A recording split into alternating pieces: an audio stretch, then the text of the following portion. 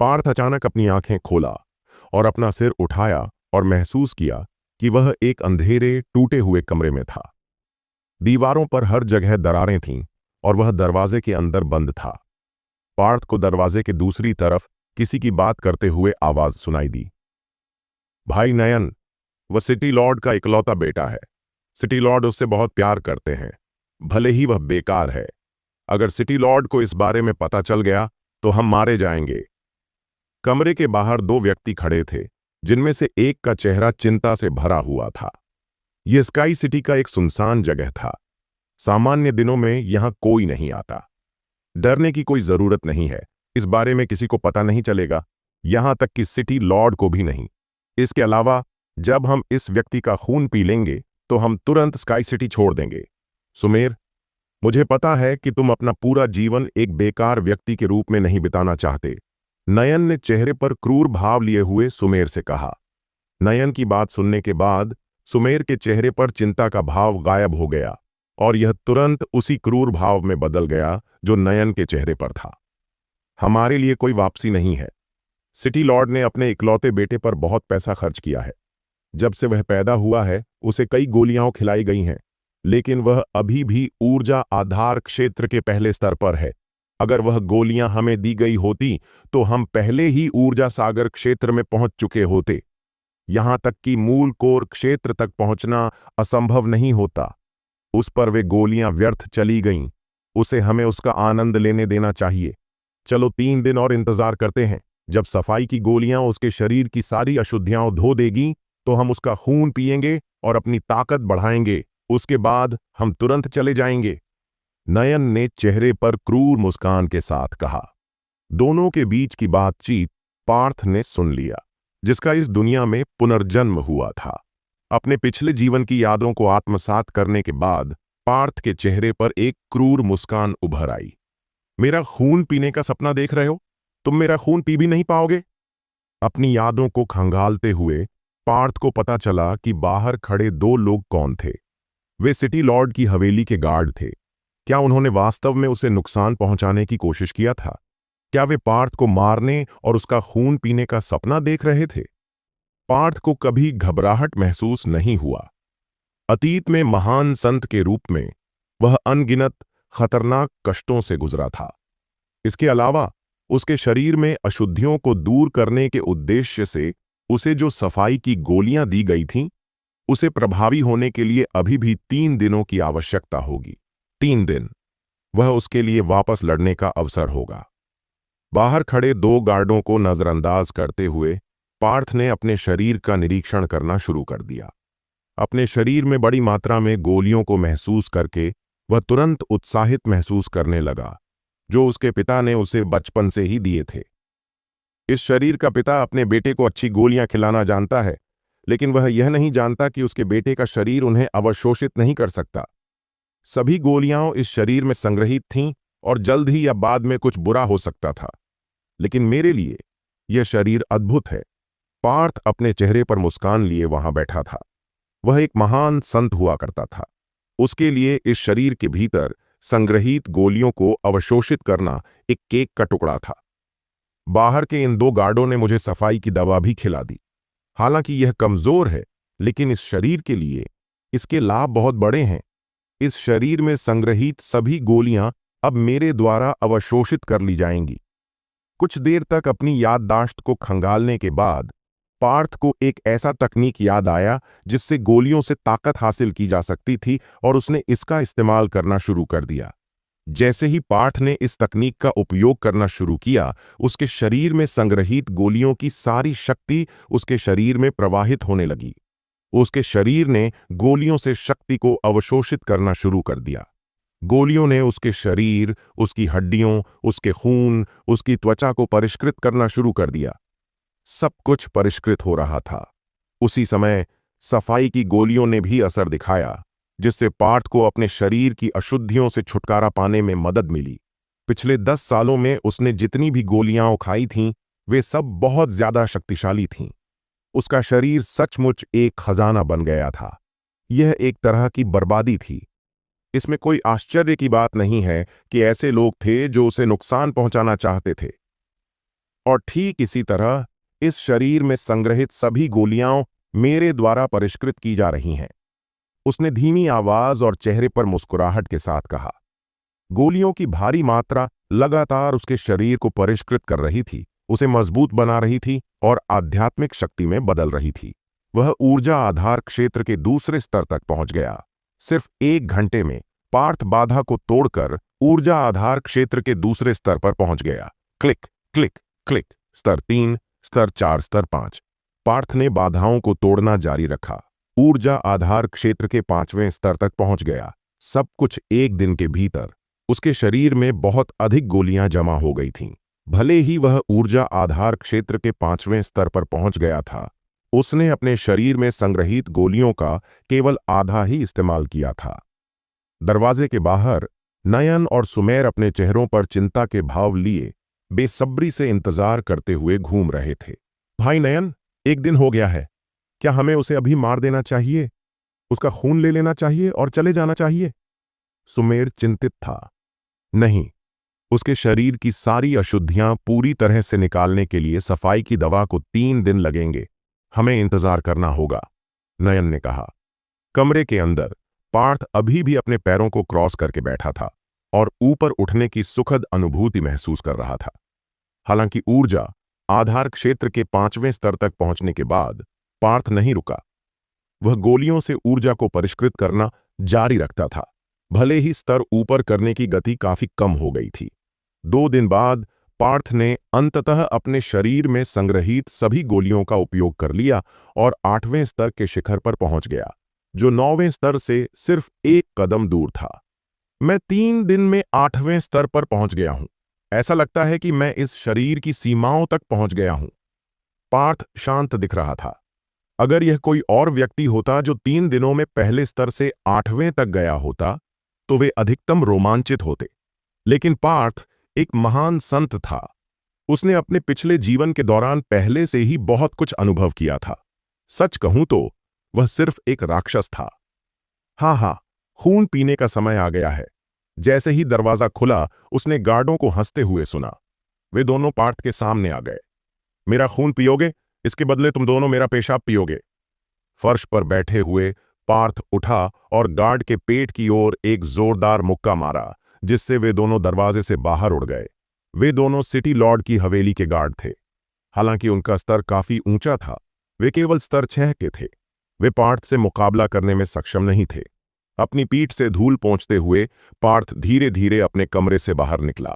वह जानता था कि उसके मुक्के में कितनी ताकत है। गार्ड फिर से खड़े नहीं हो पाएंगे।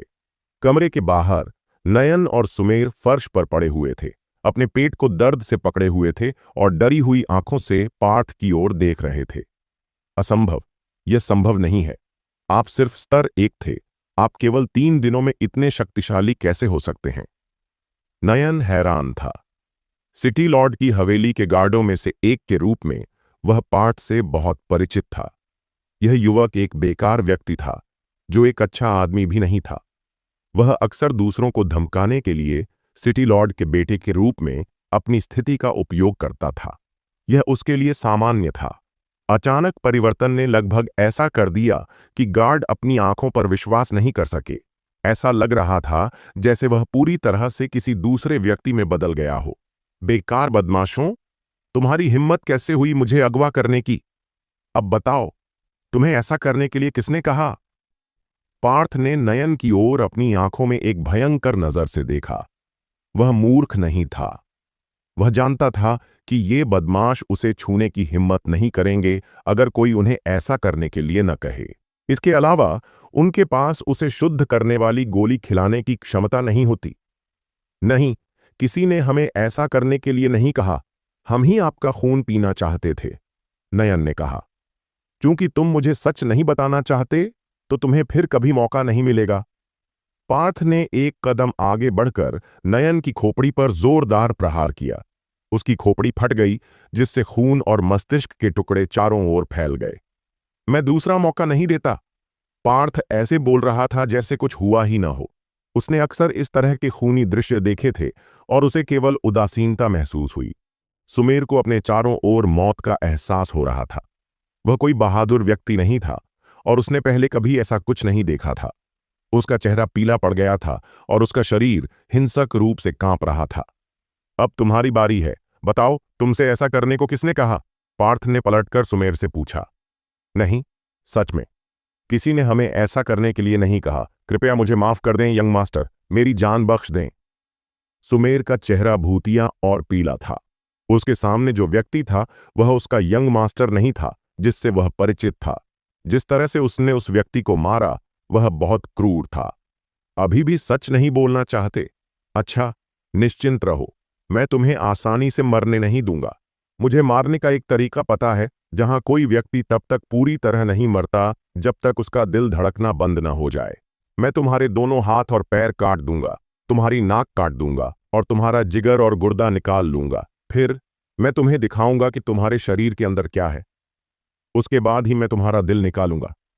अगर तुम्हारी इच्छा शक्ति मजबूत है तो तुम अपने दिल को धड़कते हुए देख पाओगे, पार्थ ने विस्तार से बताया। ठीक है, मैं आपको सच बताऊंगा। सुमेर का चेहरा पसीने से लथपथ था। वह इसे बर्दाश्त नहीं कर सका। उसकी नजर में पार्थ एक राक्षस था, एक खूनी राक्षस। जल्दी करो, मेरे धैर्य की भी एक सीमा है, पार्थ ने शांति से कहा। यह पहले यंग मास्टर है। यह वह है जिन्होंने हमें ऐसा करने के लिए कहा था। उन्होंने हमें सफाई की दवा भी दी। सुमेर ने बिना किसी हिचकिचाहट के उसे वह सब कुछ बता दिया जो वह जानता था। अन्नय, पार्थ के दिमाग में यह नाम जाना पहचाना था। अन्नय उसके पिता का पालक पुत्र था। इस तथ्य के कारण कि वह बहुत कमजोर था, उसके पिता वेदांत ने एक और बच्चे को गोद ले लिया था। पार्थ की याद में उसके पालक भाई ने हमेशा उसकी अच्छी देखभाल की थी। चाहे उसने कुछ भी किया हो, अन्नय हमेशा उसकी मदद करता था। वह मुझे क्यों मारना चाहेगा? पार्थ ने पूछा। सिटी लॉर्ड ने उन सभी गोलियों के साथ आप पर एक भाग्य खर्च किया। वह ईर्ष्यालु थे और एक बार जब आप मर जाएंगे तो वह कानूनी रूप से मौर्य परिवार का उत्तराधिकारी बनने वाला एकमात्र व्यक्ति बन जाएगा।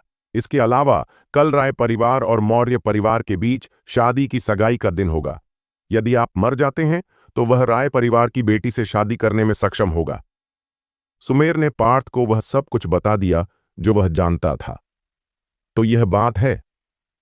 पार्थ के चेहरे पर एक गंभीर मुस्कान थी। राय परिवार स्काई सिटी में एक बड़ा परिवार था और वे व्यापार उद्योग में बड़े थे। यहां तक कि महापौर ने भी उन्हें उकसाने की हिम्मत नहीं की। अगर मौर्य परिवार उनके परिवार में शादी कर ले तो इससे बहुत बड़ा लाभ होगा। यह नयन एक चालाक आदमी था। अगर यह पार्थ के पुनर्जन्म से पहले वाला आदमी होता तो वह अब तक मर चुका होता। लेकिन अब चीजें पूरी तरह से अलग थीं। इस बार उसके शरीर में एक महान संत का कब्जा था। नयन, तुम्हें इसका हिसाब चुकाना पड़ेगा। यंग मास्टर, जो कुछ मैं जानता हूं वह सब मैंने आपको बता दिया है। कृपया मेरी जान बख्श दीजिए, मैं आपकी हर संभव मदद करूंगा। सुमेर ने पार्थ की ओर झुकते हुए कहा। मुझे तुम्हारे जैसे बेवकूफ की जरूरत नहीं है। पार्थ ने सुमेर की ओर अपनी हथेली बढ़ाया और उसकी विनती तुरंत शांत हो गई। दोनों गार्डों को मारने के बाद पार्थ ने अपना सिर आसमान की ओर उठाया और महसूस किया कि अब बहुत देर हो चुकी है। वह जल्दी से बाहर निकला और पाया कि वह एक सुनसान जगह से घिरा हुआ था। हवा में दुर्गंध भरी हुई थी। उसकी याददाश्त के अनुसार यह स्काई सिटी की सबसे दुर्गम और सुनसान जगह थी। इसे 10 साल से ज्यादा समय से वीरान रखा गया था। आम दिनों में यहां कोई नहीं आता। नयन और सुमेर दोनों भाइयों ने इस जगह को ढूंढकर और उसे यहां कैद करके वाकई बढ़िया काम किया। मैं अपने पिछले जन्म में एक मजबूत व्यक्ति था, इसलिए मैं इस जन्म में कमजोर नहीं रहूंगा। मेरा पिछला जीवन चला गया, बीती बातें भूल जाइए। क्योंकि अब मैं इस शरीर में हूं, इसलिए अब से मैं एक नया पार्ट हूं। तुम्हारा परिवार मेरा परिवार होगा, तुम्हारा दुश्मन मेरा दुश्मन होगा। भविष्य की ओर जाने वाला रास्ता हम साथ साथ चलेंगे। चमकती आंखों के साथ वह इस निर्जन स्थान से चला गया।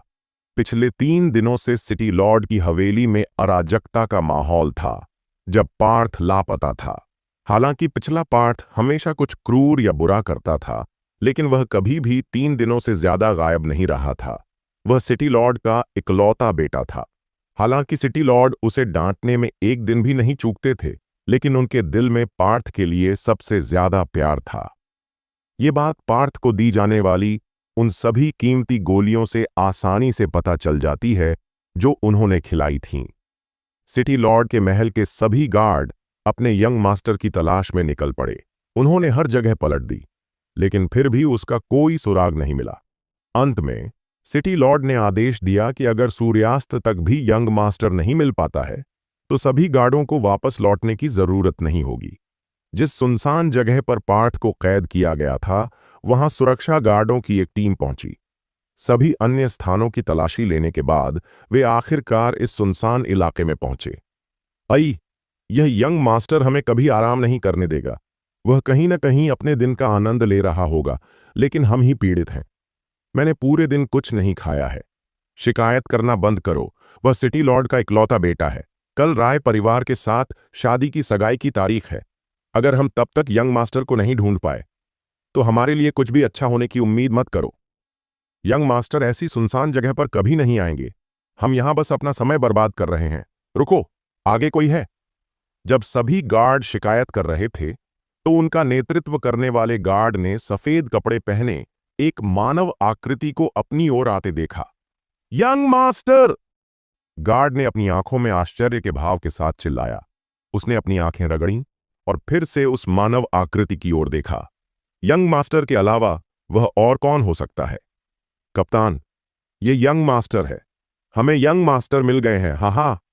गार्ड अपनी जगह से उछल पड़ा। उसका चेहरा उत्साह से भर गया। उसकी आंखों से आंसू बहने लगे, मानो उसके सामने जो व्यक्ति आया था वह यंग मास्टर नहीं बल्कि उसका अपना पिता था। यह यंग मास्टर है। यह वास्तव में यंग मास्टर है। भगवान का शुक्र है। कुछ गार्ड पार्थ की ओर भागने लगे।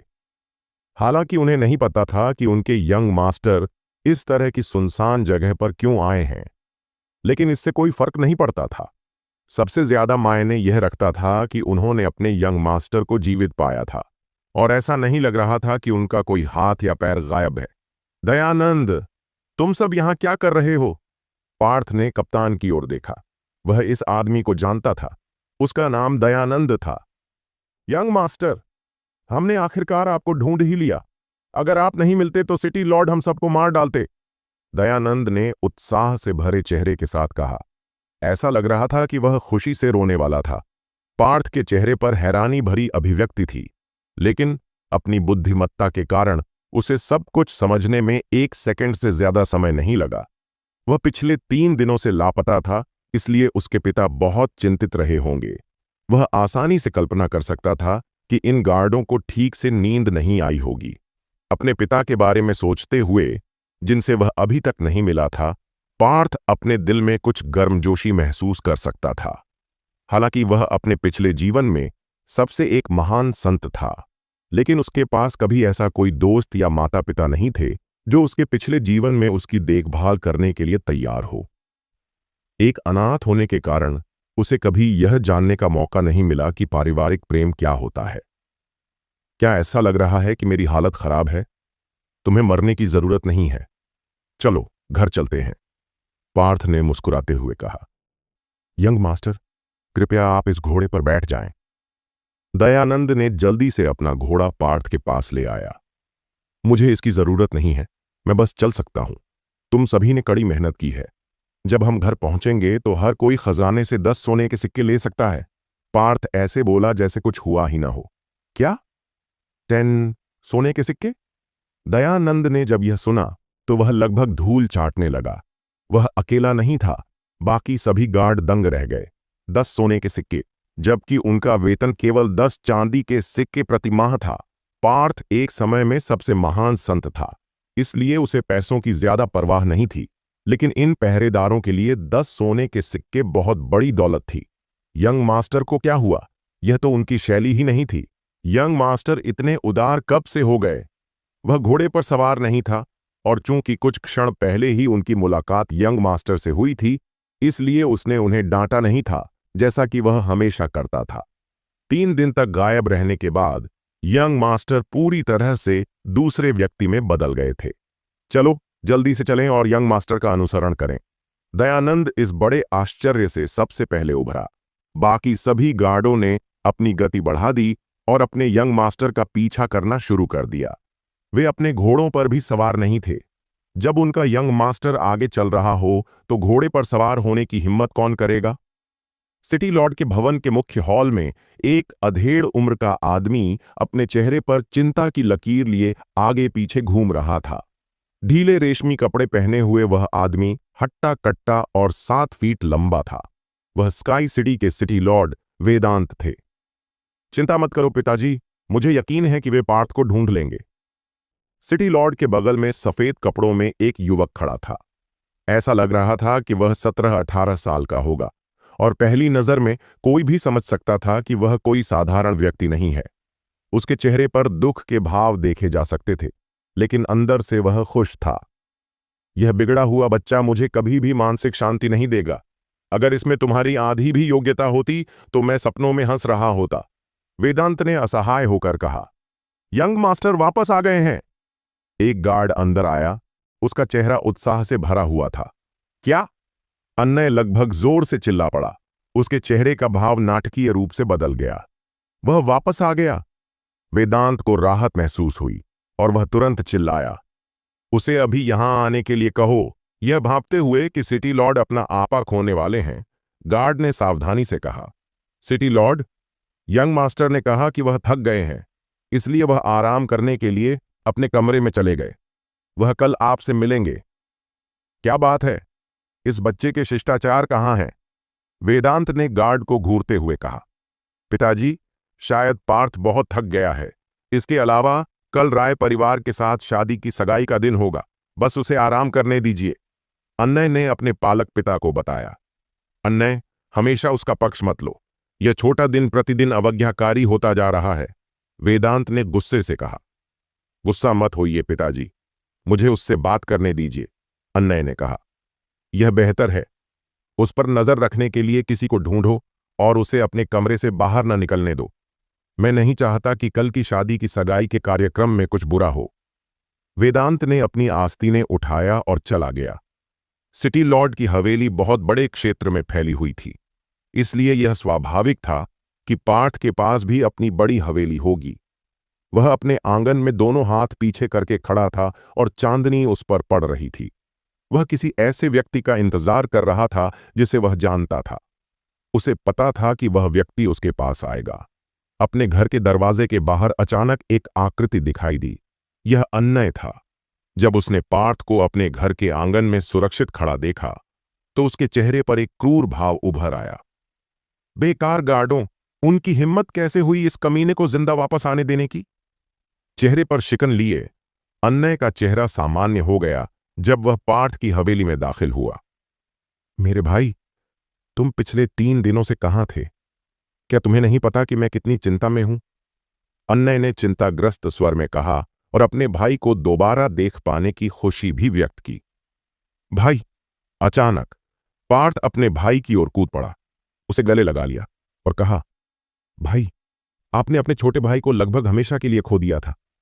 दुखी होने का नाटक करते हुए पार्थ के आंसू अन्नय के कंधे पर टपक पड़े। पार्थ के चेहरे पर एक शिकन उभर आई और उसने अन्नय को गले लगा लिया। क्या हुआ मेरे भाई?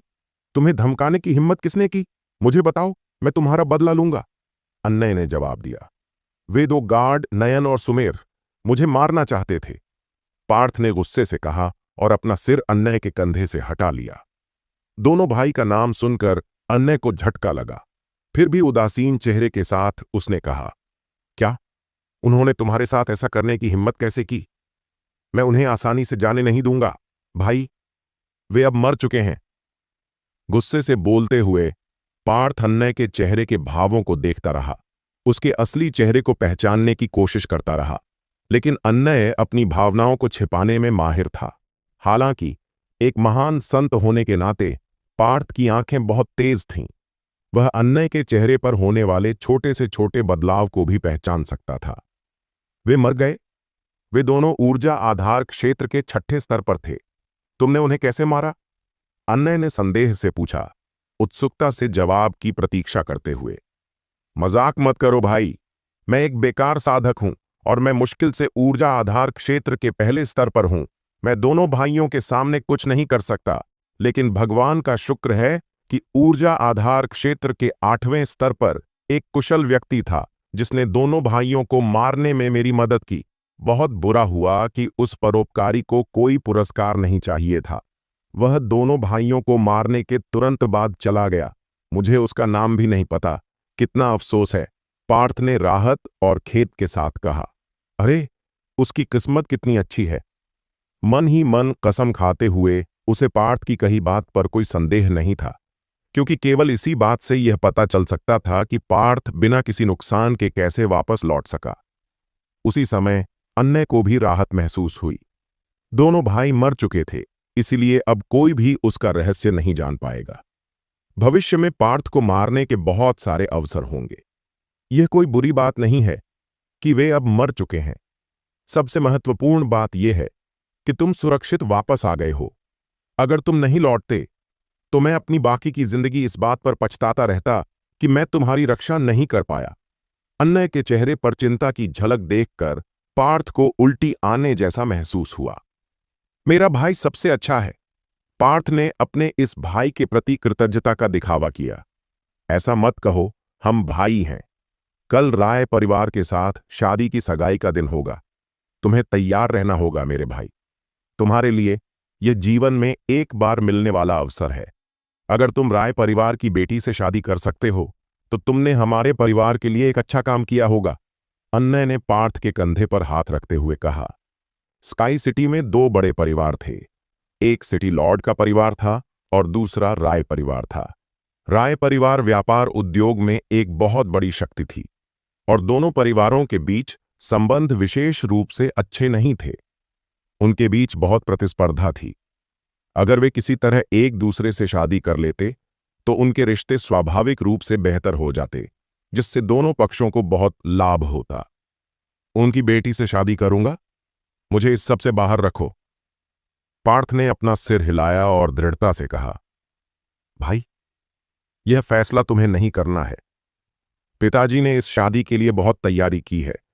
तुम अब सब बर्बाद नहीं कर सकते। अन्य पार्थ को मनाने की कोशिश कर रहा था। मैं गंभीर हूं। मुझे यह भी नहीं पता कि राय परिवार की बेटी कैसी दिखती है। अगर आप मुझसे उससे शादी करने के लिए कहेंगे तो यह कैसा मजाक होगा, और मैं अभी भी जवान हूं। अगर आप सभी दो परिवारों के बीच शादी चाहते हैं तो मुझे लगता है कि आप सबसे अच्छे रहेंगे। आप सिटी लॉर्ड परिवार के बेटे भी हैं और आप मुझसे बड़े हैं। मैं आपसे पहले शादी नहीं कर सकता मेरे भाई, बिल्कुल नहीं। मैं ऐसा नहीं करूंगा। अगर आप चाहें तो खुद ही कर लें। पार्थ अपने निर्णय पर बहुत दृढ़ था।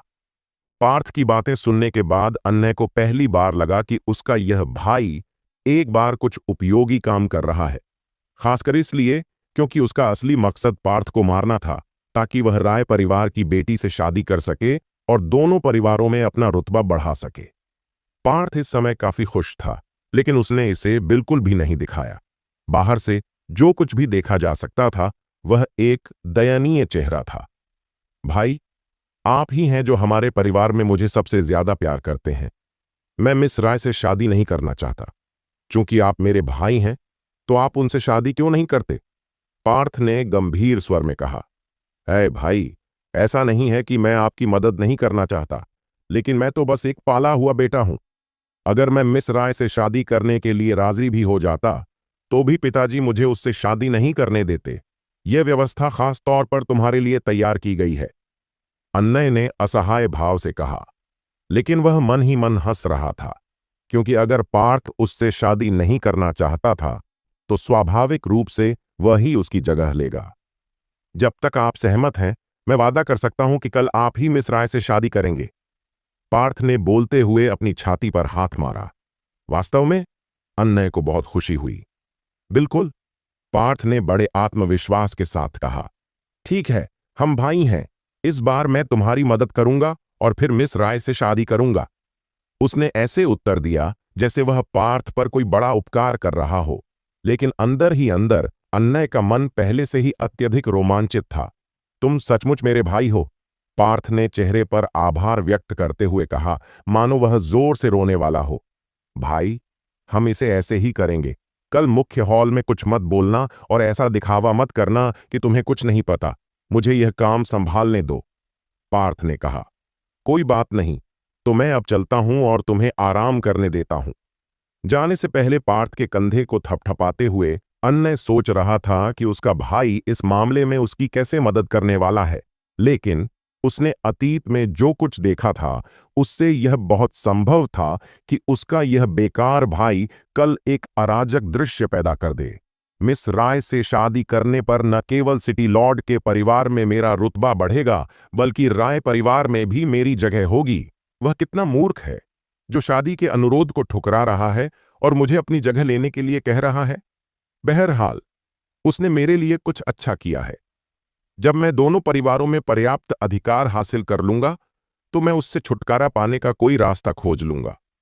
अन्नय ने हवेली से निकलते ही अपना असली रंग दिखा दिया। हवेली के दूसरी ओर पार्थ एक गंभीर मुस्कान के साथ खड़ा था। मेरे साथ खिलवाड़ कर रहे हो? तुम इसके कारण मारे जाओगे।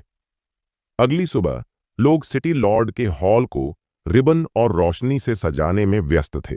आज दोनों परिवारों के लिए सगाई समारोह का दिन था, ऐसा कुछ जो स्काई सिटी के इतिहास में पहले कभी नहीं हुआ था। राय परिवार का मुखिया प्रकट हो गया है। पृष्ठभूमि में गार्डों की जोरदार घोषणा के साथ एक हृष्टपुष्ट आदमी सिटी लॉर्ड के निवास के मुख्य द्वार से अंदर आया। इस व्यक्ति का शरीर इतना विशालकाय था कि उसके पास खड़े होने पर महापौर भी दुबले पतले लग रहे थे। वह लगभग 40 वर्ष का लग रहा था, फूलों वाला वस्त्र पहने हुए बाघ की तरह मजबूत और बहादुर चल रहा था। वह राय परिवार के मुखिया थे, चंद्रवीर। हाँ, मेरे महल में आपका स्वागत है भाई चंद्रवीर। मुझे आशा है कि आप यहां अपने प्रवास का आनंद लेंगे, वेदांत ने मित्रतापूर्ण तरीके से कहा। वेदांत अपने बेटे अन्नय और पार्थ को साथ लेकर उनकी ओर चलने लगा। यह मेरी खुशी की बात है, सिटी लॉर्ड वेदांत। आज हमारे परिवारों के लिए शादी की सगाई की तारीख है। मैं इसे बहुत गंभीरता से लेता हूं। हालांकि चंद्रवीर साहसी और स्पष्टवादी दिखता था, लेकिन पार्थ की नजर में वह सिर्फ एक बूढ़ा चालाक व्यक्ति था। पार्थ ने चंद्रवीर के पीछे देखा, लेकिन वह वहां किसी को नहीं देख सका। चंद्रवीर अकेले आया था। बेशक यह पर्याप्त से अधिक था। स्काई सिटी में लगभग कोई भी ऐसा कार्यक्रम नहीं था जिसमें चंद्रवीर को भाग लेने की आवश्यकता थी, लेकिन सिर्फ उसका यहां अकेले आना, वह पूरे राय परिवार का अकेले प्रतिनिधित्व कर सकता था। कृपया अंदर आइए भाई चंद्रवीर। स्वागतपूर्ण भाव के साथ वेदांत ने सभी को मुख्य हॉल की ओर ले गया। मुख्य हॉल के अंदर वेदांत चंद्रवीर के सामने बैठे थे। पार्थ और अन्नय उनके पीछे खड़े थे।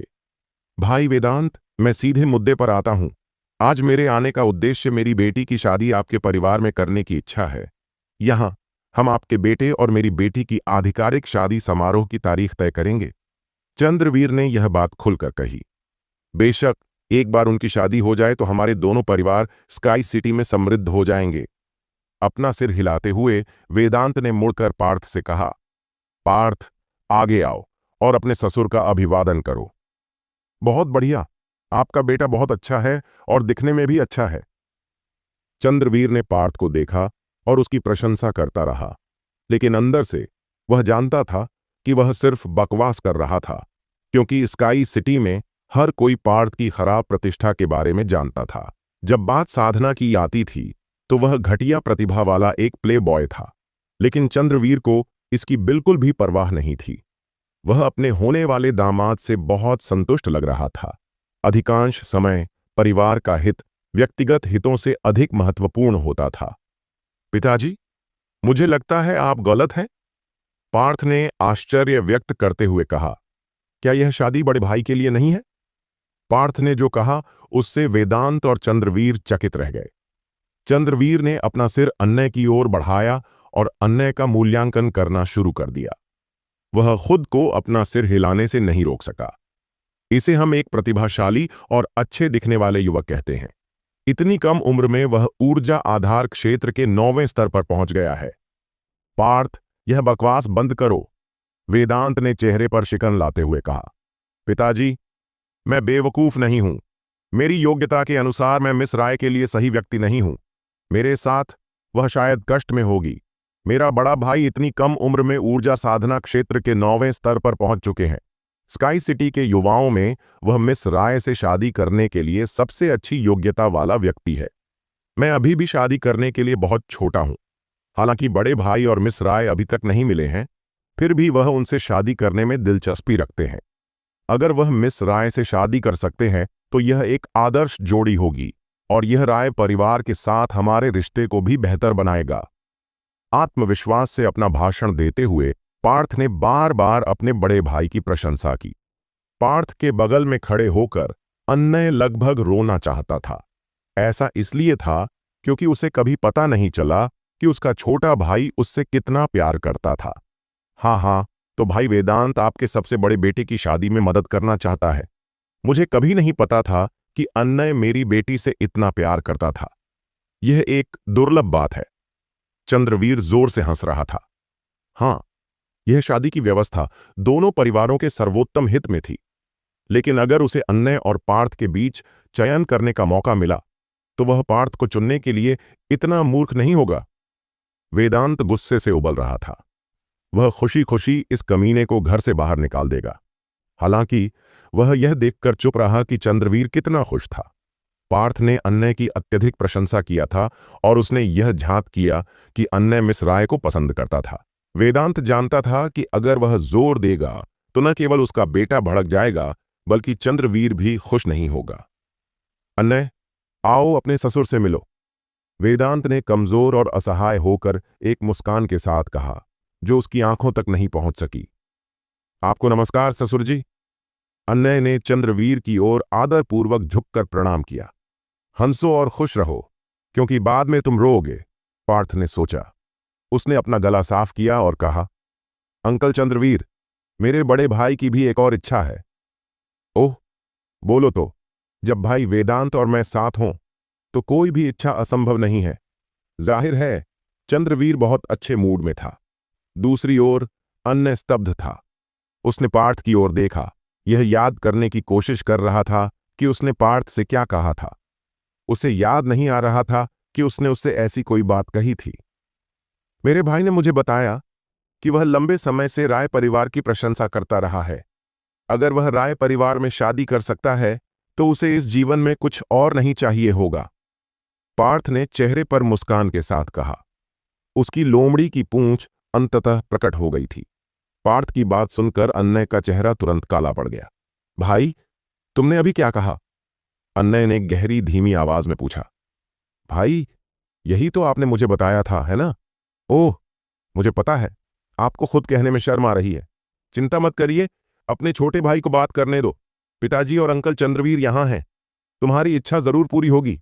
इसके अलावा तुम लंबे समय से मिस राय की प्रशंसा कर रहे हो, यह एक तथ्य है ना? चंद्रवीर को खुशी और गर्व महसूस हुआ जब उसने पार्थ की बात सुना। उसने मन ही मन सोचा कि यह बेकार युवक निश्चित रूप से अच्छी तरह से बोलना जानता है। भाई, तुम... अन्य घबरा रहा था। हाँ, वह मिस राय से शादी करना चाहता था, लेकिन वह उनके परिवार में शादी नहीं करना चाहता था। वह चाहता था कि मिस राय उसके साथ सिटी लॉर्ड की हवेली में रहे। वह उनके परिवार में शादी करके उनके साथ नहीं रहना चाहता था। यदि वह सिटी लॉर्ड की हवेली छोड़ देता है तो वह राय के परिवार का हिस्सा बन जाएगा और सिटी लॉर्ड के परिवार से उसका कोई लेना देना नहीं होगा।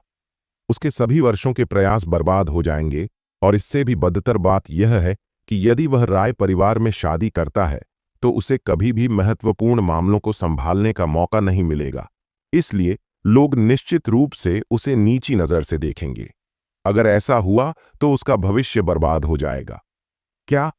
मुझे मत बताओ कि तुमने कल मुझसे जो कहा वह सब झूठ था।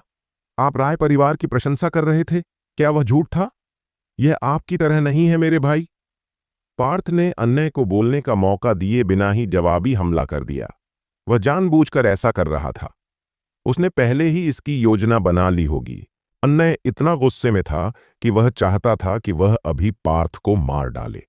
पार्थ ने जो कुछ कहा था उसने उसे वापस न लौटने की दिशा में धकेल दिया। अन्य मूर्ख नहीं था। वह जानता था कि पार्थ ने उसे धोखा दिया है, लेकिन वह यह नहीं समझ पा रहा था कि यह किशोर, जिसने कभी कुछ अच्छा नहीं किया था, जो हमेशा बेवकूफ़ी करता रहता था, अचानक इतना चतुर कैसे हो गया। उसे धोखा देने के लिए इतना चतुर। तुम अभी भी मुझसे लड़ने में सक्षम होने से बहुत दूर हो। चेहरे पर मुस्कुराहट के साथ उसने मन ही मन सोचा। चूंकि अन्य उसे मारना चाहता था तो उसे अपने किए की सजा भुगतनी ही पड़ेगी। आज तो बस शुरुआत थी। हाँ, मुझे उम्मीद नहीं था कि आपका सबसे बड़ा बेटा मेरी बेटी से इतना प्यार करेगा। अन्य की स्काई सिटी में काफी प्रतिष्ठा है, इसलिए यह बहुत अच्छा होगा यदि वह हमारे परिवार में शादी करता है। चूंकि हम एक बड़ा परिवार बन जाएंगे, इसलिए स्काई सिटी में कोई भी हमारी अवज्ञा करने की हिम्मत नहीं करेगा। चंद्रवीर ने जोर से हंसते हुए कहा। इसके विपरीत वेदांत का चेहरा उदास था। जो हुआ वह उसकी उम्मीदों से परे था। सबसे पहले उसने बदल दिया कि मिस राय से कौन शादी करने जा रहा था। फिर उसे पता चला कि उसका दूसरा बेटा राय परिवार में शादी करने जा रहा था। अन्नय, क्या तुमने सचमुच फैसला कर लिया है? वेदांत ने अन्नय को देखा। अगर उसे फैसला करने का मौका मिलता तो वह अन्नय को राय परिवार में शादी नहीं करने देता। मौर्य परिवार के पास स्काई सिटी में कई व्यवसाय थे और अन्नय ने उन्हें प्रबंधित करने में उनकी बहुत मदद किया था। लेकिन वह अन्नय के फैसले का भी सम्मान करना चाहता था। अगर वह यही चाहता था तो उसे सहमत होना होगा। पिताजी, वह वास्तव में यही चाहता है। मैं अच्छी तरह जानता हूं कि मेरा बड़ा भाई क्या सोच रहा है। वह इस समय बहुत खुश होंगे क्योंकि उनकी इच्छा पूरी होने जा रही है। अंकल चंद्रवीर, जब मेरा भाई आपके परिवार में जाएगा तो आपको उसका ख्याल रखना होगा। दूसरे लोगों को उसे नीची नजर से न देखने दें। पार्थ ने अन्नय की ओर से जवाब देने में जल्दबाजी की तथा चंद्रवीर के प्रति अपनी मित्रता दिखाना नहीं भूला। हाँ, चिंता मत करो। मेरे दामाद को नीची नजर से देखने की हिम्मत कौन करेगा? चंद्रवीर ने प्रसन्नतापूर्वक उत्तर दिया। अन्नय ने अपनी मुट्ठी को कसकर बंद कर लिया, जो उसकी लंबी आस्तीन के नीचे छिपी हुई थी। वह गुस्से से उबल रहा था। कोई रास्ता नहीं था जिससे वह गुस्सा न हो जाए। उसकी सारी मेहनत, उसके सारे प्रयास अब बेकार हो गए थे। लेकिन अभी की स्थिति में ऐसा लग रहा था कि उसके पास कोई और रास्ता नहीं था। चंद्रवीर वर्तमान में खुशी से उबल रहा था और अगर उसने मूड खराब करने का फैसला किया तो दोनों परिवारों के बीच संबंध और खराब हो जाएंगे। हाँ, बधाई हो भाई। अंकल चंद्रवीर को बधाई। आज वाकई बहुत खुशी का दिन है। अंकल चंद्रवीर, चूंकि हम एक समझौते पर पहुंच गए हैं, तो क्या हमें मिस राय को हमारे साथ शामिल होने के लिए नहीं कहना चाहिए? आइए देखें कि वह कैसी दिखती हैं। पार्थ ने कहा। हाँ, तुम सही हो। मैंने सुना है कि भाई चंद्रवीर की बेटी शायद ही कभी सार्वजनिक रूप से दिखाई देती है। वह वास्तव में एक सम्मानित परिवार की लड़की है। चूंकि हम एक निष्कर्ष पर पहुंच चुके हैं, मुझे लगता है कि हमें अब उससे मिलना चाहिए। वेदांत ने असहाय होकर कहा। वह केवल प्रवाह के साथ जा सकता था। हाँ, मेरी बेटी आर्या आने वाली है। मुझे यकीन है कि वह कुछ ही समय में यहां आ जाएगी। चंद्रवीर दिल खोलकर हंसा। मुख्य हॉल में हर कोई खुश था, सिवाय अन्नय के, जो वहां मुस्कुराते हुए खड़ा था और अपनी सच्ची भावनाओं को छिपाने की कोशिश कर रहा था। वाह, सिर्फ उसके नाम से ही पता चल गया कि वह एक सुशील और सुंदर लड़की होगी। एक इज्जतदार परिवार की लड़की आम लड़की से अलग होगी। वह एक परी जैसी दिखती होगी। भाई, आपको एक अच्छी पत्नी मिली है। पार्थ मिस आर्या की प्रशंसा करता रहा, जिनसे वह पहले कभी नहीं मिला था। हालांकि वह कुछ भी कहना नहीं भूला जिससे अन्नय भड़क जाए। खांसी। पार्थ के शब्दों के बाद चंद्रवीर खांसने लगा। किसी कारण से चंद्रवीर अपनी खांसी को रोक नहीं सका। उसने अभी अभी पी हुई चाय भी खांसकर बाहर निकाल दी। जब उसने पार्थ को उसकी बेटी की प्रशंसा करते हुए उसे एक सौम्य सुंदर परी के रूप में सुना। कमीने, आज जो तूने किया है उसके बाद मैं तुझे आसानी से नहीं छोड़ूंगा। अन्नय उस समय बेहद गुस्से में था। वह पार्थ को तुरंत राख में बदल सकता था। अन्नय, वेदांत और चंद्रवीर, सभी को आज पार्थ ने धोखा दिया था।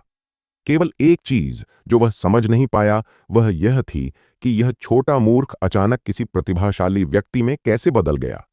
लेकिन अब कुछ भी बदलने के लिए बहुत देर हो चुकी थी, क्योंकि वह केवल यह आशा कर सकता था कि मिस आर्या एक सौम्य और सुंदर लड़की थी।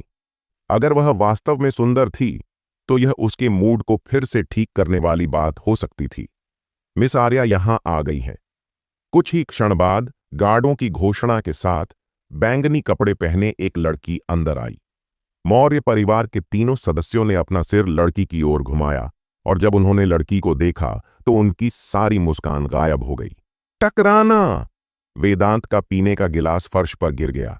उसने जो कुछ देखा वह उसके मजबूत दिमाग के बावजूद उसे भी चौंकाने में सक्षम था। पार्थ जोर से खांसा। उसके सामने खड़ी लड़की 8 फीट लंबी थी और उसने अपने पिता के मांसल शरीर को पूरी तरह से विरासत में लिया था। और बस इतना ही नहीं, वह एक मजबूत आदमी की तरह भी दिख रही थी, जिसका वजन कम से कम 300 पाउंड था। एक मांसल शरीर होना ठीक है, लेकिन आप आसमान की ओर इशारा करती हुई छोटी क्यों बांधेंगे? क्या आपको सचमुच लगता है कि इससे आप लंबे दिखेंगे? और वह चेहरा, त्वचा का रंग वास्तव में तैलीय है, और उसकी अतिरिक्त त्वचा उसके ऊपर ही चिपकी हुई है, और उसके लाल होंठ वे बहुत बड़े हैं। कल्पना कीजिए कि अगर उसने किसी को चूमने की कोशिश की होती। उफ! पार्थ को मन ही मन उल्टी आ रही थी। भले ही वह एक बार महान संत था और उसने बहुत कुछ देखा था, लेकिन उसने पहले कभी इतनी बदसूरत लड़की नहीं देखी थी। हाँ, यह दुनिया की सबसे बदसूरत लड़की थी, किसी से कम नहीं। कम से कम यह पार्थ की राय थी। और विडंबना यह है कि उसका नाम आर्या था। उसका चेहरा लाल हो गया। पार्थ को अपनी हंसी रोकने में मुश्किल हो रही थी, लेकिन वह अपने मन में जोर से हंस रहा था। अन्याय? यह कर्म है। पार्थ ने मन ही मन चंद्रवीर की प्रशंसा करते हुए सोचा। आप एक महान पिता हैं। आपने अपनी बेटी को ऐसे महान जीन दिए हैं, और अपनी बेटी का नाम आर्या रखने के लिए भी आप एक प्रतिभाशाली व्यक्ति हैं। उसके बारे में कुछ भी इस नाम से मेल नहीं खाता।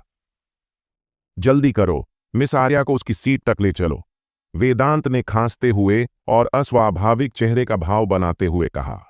साथ ही उसे खुशी भी हुई कि पार्थ वह नहीं था जो इस लड़की से शादी करने जा रहा था, और सौभाग्य से यह अन्य था जो उनके परिवार में शादी कर रहा था। अगर मिस आर्या मौर्य परिवार में शादी करने वाली होती तो हर कोई उसे नीची नजर से देखता। हा, आर्या, जल्दी करो और अपने भावी पति से मिलो, चंद्रवीर ने अपने चेहरे पर बड़ी मुस्कान के साथ कहा। जब वह आर्या को अन्य के पास ले गया, सुंदर अन्य को देखते हुए आर्या की आंखें चमकते सितारों से भर गईं। वह बड़े कदमों से अन्य की ओर चली और उसकी बांह पकड़कर बोली, मेरे प्यारे पति, मैं पहली बार सिटी लॉर्ड की हवेली में आई हूं, आपको मुझे चारों ओर दिखाना होगा। उसने सबसे मीठी आवाज में कहा जो वह जुटा सकती थी।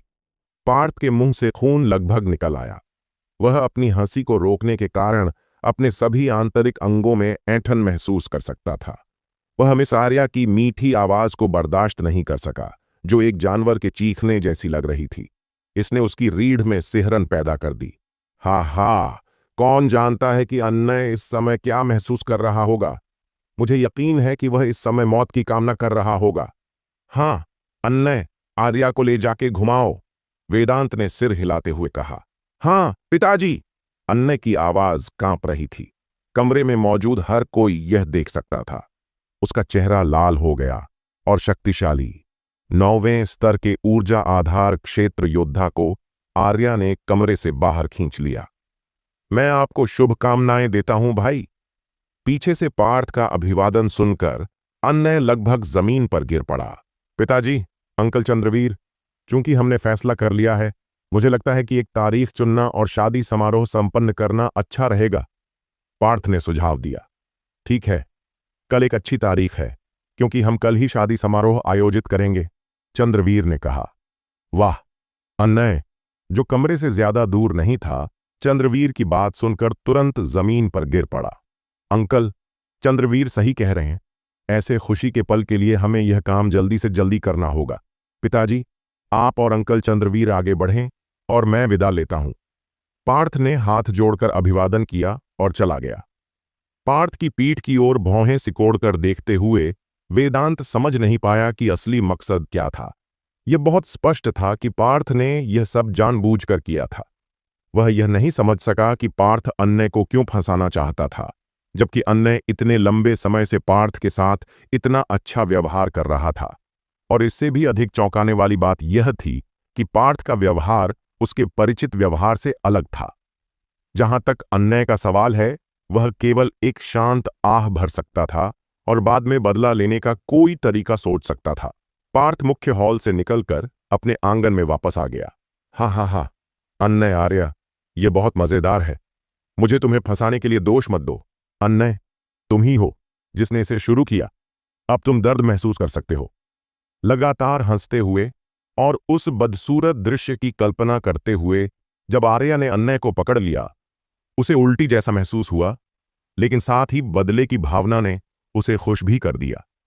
पार्थ जानता था कि इस तरह से बदला लेना अन्नय को मारने से कहीं बेहतर है। पार्थ को अब अपने भाई द्वारा उसे मारने की कोशिश के बारे में बुरा नहीं लगा। बेशक यह अंत नहीं था। चूंकि अन्नय उसे मारना चाहता था, इसलिए उसके लिए एकमात्र नियति पार्थ द्वारा मारा जाना था। पार्थ के लिए अभी जो सबसे महत्वपूर्ण था वह था प्रशिक्षण। संत मूल ब्रह्मांड के सभी लोग मजबूत का सम्मान करते थे। कोई फर्क नहीं पड़ता कि आप कहां गए। अगर आप एक कुशल योद्धा थे तो लोग आपकी प्रशंसा करेंगे।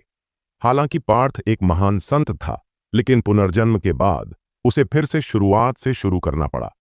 अब वह ऊर्जा आधार क्षेत्र के 8वें स्तर पर एक कमजोर व्यक्ति था। अपने कमरे में लौटकर पार्थ ने दरवाजा बंद कर लिया और बिस्तर पर पैर मोड़कर बैठ गया।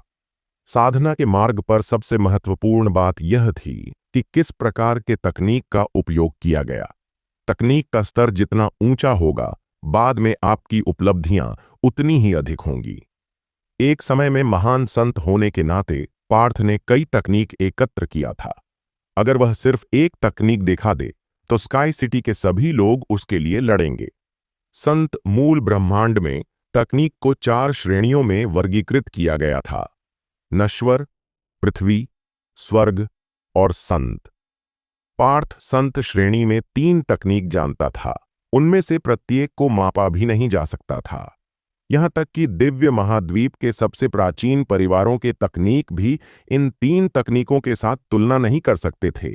हालांकि पार्थ ने इन 3 तकनीकों को सीखने न करने का फैसला किया।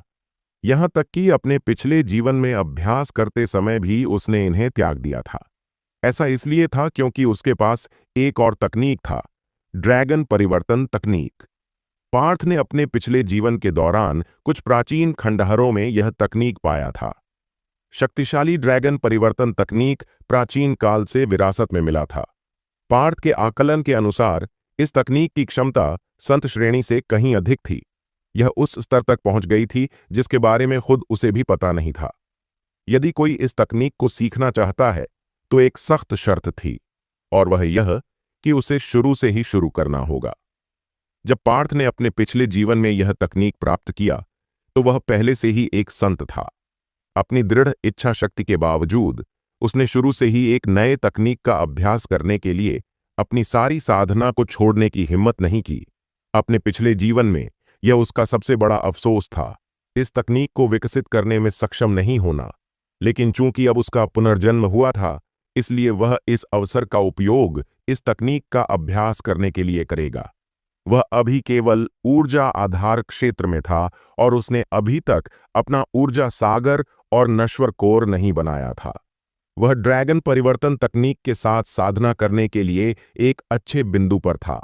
पार्थ ने ड्रैगन परिवर्तन तकनीक की स्क्रिप्ट को याद कर लिया था और मानसिक रूप से एक ही विचार से वे चमत्कारी स्क्रिप्ट उसके दिमाग में प्रकट होने लगे।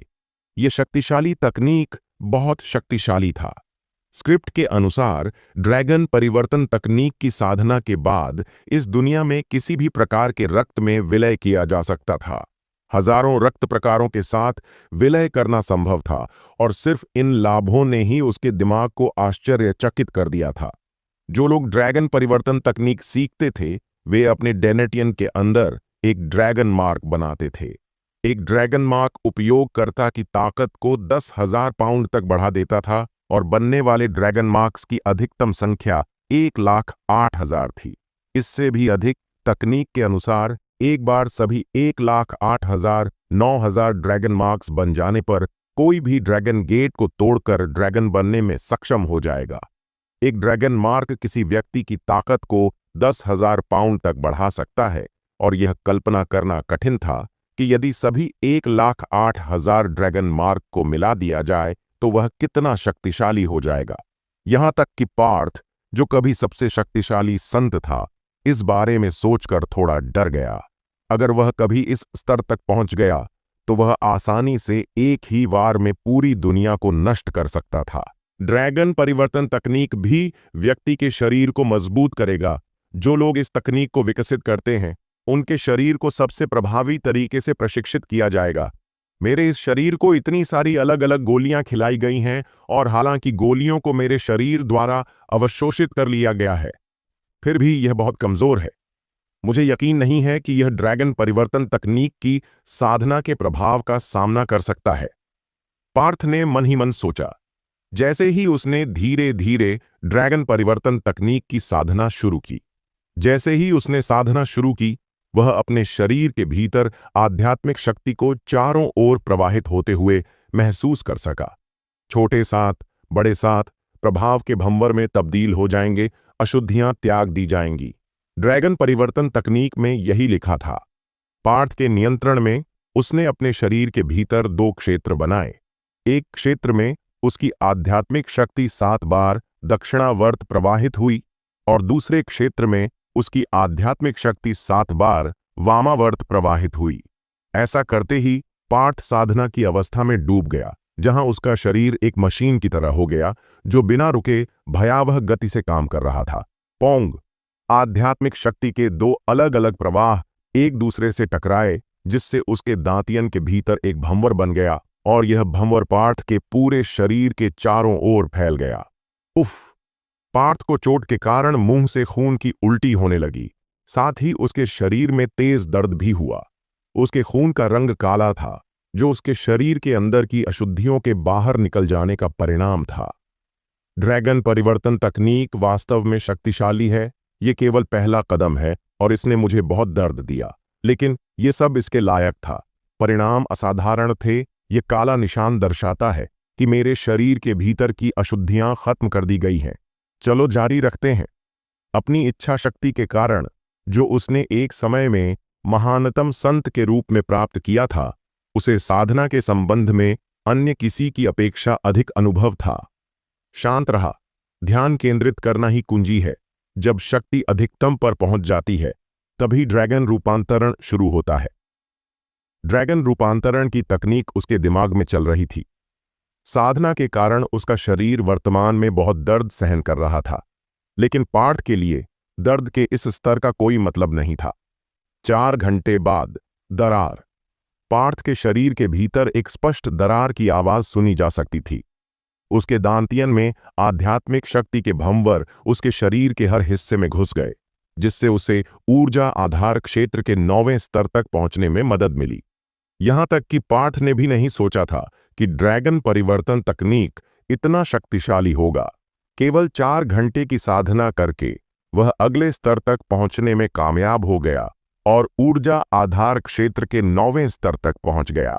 उसकी आध्यात्मिक शक्ति बढ़ने के अलावा उसका शरीर भी पहले से अधिक मजबूत हो गया था। इस वजह से उसकी ताकत और रक्षा दोनों में काफी सुधार हुआ था। ड्रैगन परिवर्तन तकनीक की साधना के दौरान पार्थ के शरीर के भीतर आध्यात्मिक शक्ति फिर से 2 अलग अलग भंवरों में बन गई थी। बहुत तेज गति से दोनों भंवर उसके डेंटियन की ओर बहने लगे और एक रक्त रंग का ड्रैगन मार्क बनाने लगा। हालांकि ड्रैगन मार्क का रंग पीला था और अभी भी उज्ज्वल होने से बहुत दूर था।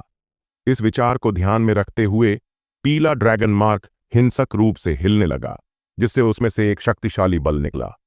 हाँ! चिल्लाते हुए पार्थ ने जोर से एक मुक्का मारा, जिससे घर्षण के कारण हवा में गड़गड़ाहट की आवाज पैदा हो गई। अच्छा, मेरे मुक्के की शक्ति 5000 पाउंड तक पहुंच गई है और पहला ड्रैगन मार्क भी पूरी तरह से नहीं बना है।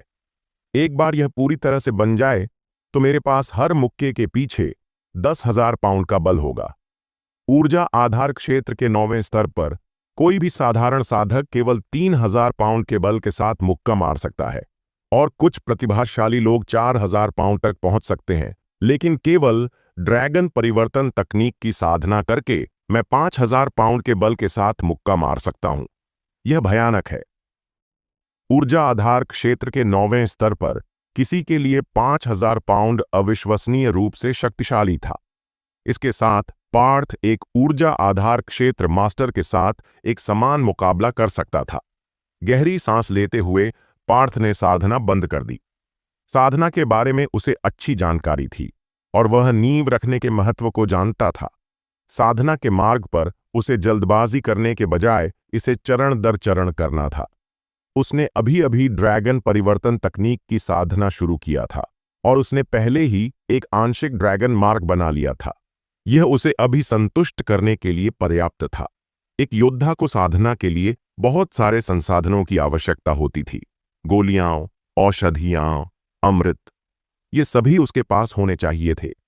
ड्रैगन परिवर्तन तकनीक ने पार्थ को इस दुनिया में किसी भी प्रकार के रक्त को अवशोषित करने की अनुमति दी, जो एक अविश्वसनीय क्षमता थी। इस दुनिया में कई प्रकार के रक्त थे, कुछ शक्तिशाली प्राचीन राक्षसों से प्राप्त, जो विशेष क्षमताएं भी देते थे। मुझे मरे हुए 100 साल से भी अधिक हो गए हैं। मेरे जाने के दौरान बहुत कुछ हुआ होगा। अगर मेरी याददाश्त सही है तो स्काई सिटी ऊर्जा प्रांत के भीतर एक छोटा सा शहर है। मुझे आश्चर्य है कि दिव्य महाद्वीप कितनी दूर है, उसने मन ही मन सोचा। हालांकि वह कभी एक महान संत था, फिर भी वह ऊर्जा प्रांत से बहुत परिचित नहीं था। संत मूल ब्रह्मांड एक विशाल क्षेत्र को कवर करता है और कोई नहीं जानता था कि यह वास्तव में कितना बड़ा था। ऊर्जा प्रांत इसकी तुलना में एक छोटा क्षेत्र था। चलो अध्ययन कक्ष में चलते हैं। मेरे पिताजी स्काई सिटी के सिटी लॉर्ड हैं। उनके पास संत मूल ब्रह्मांड के बारे में कुछ इतिहास की किताबें होनी चाहिए। तलवार से अमृता के क्षेत्र की ओर जाने वाले द्वार को तोड़ने की मेरी कहानी बड़ी खबर है। स्काई सिटी सहित सभी को इसके बारे में सुनना चाहिए। मन ही मन सोचते हुए पार्थ अपने कमरे से बाहर निकला और अध्ययन कक्ष की ओर चलने लगा।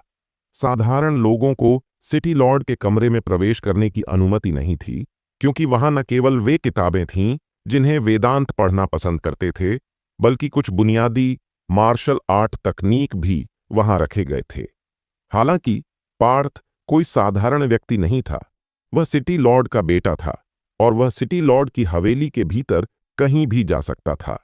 पार्थ ने उन मार्शल आर्ट तकनीक पर कोई ध्यान नहीं दिया और वह सीधे संत मूल ब्रह्मांड के बारे में एक इतिहास की किताब पर चला गया और उसे पढ़ना शुरू कर दिया।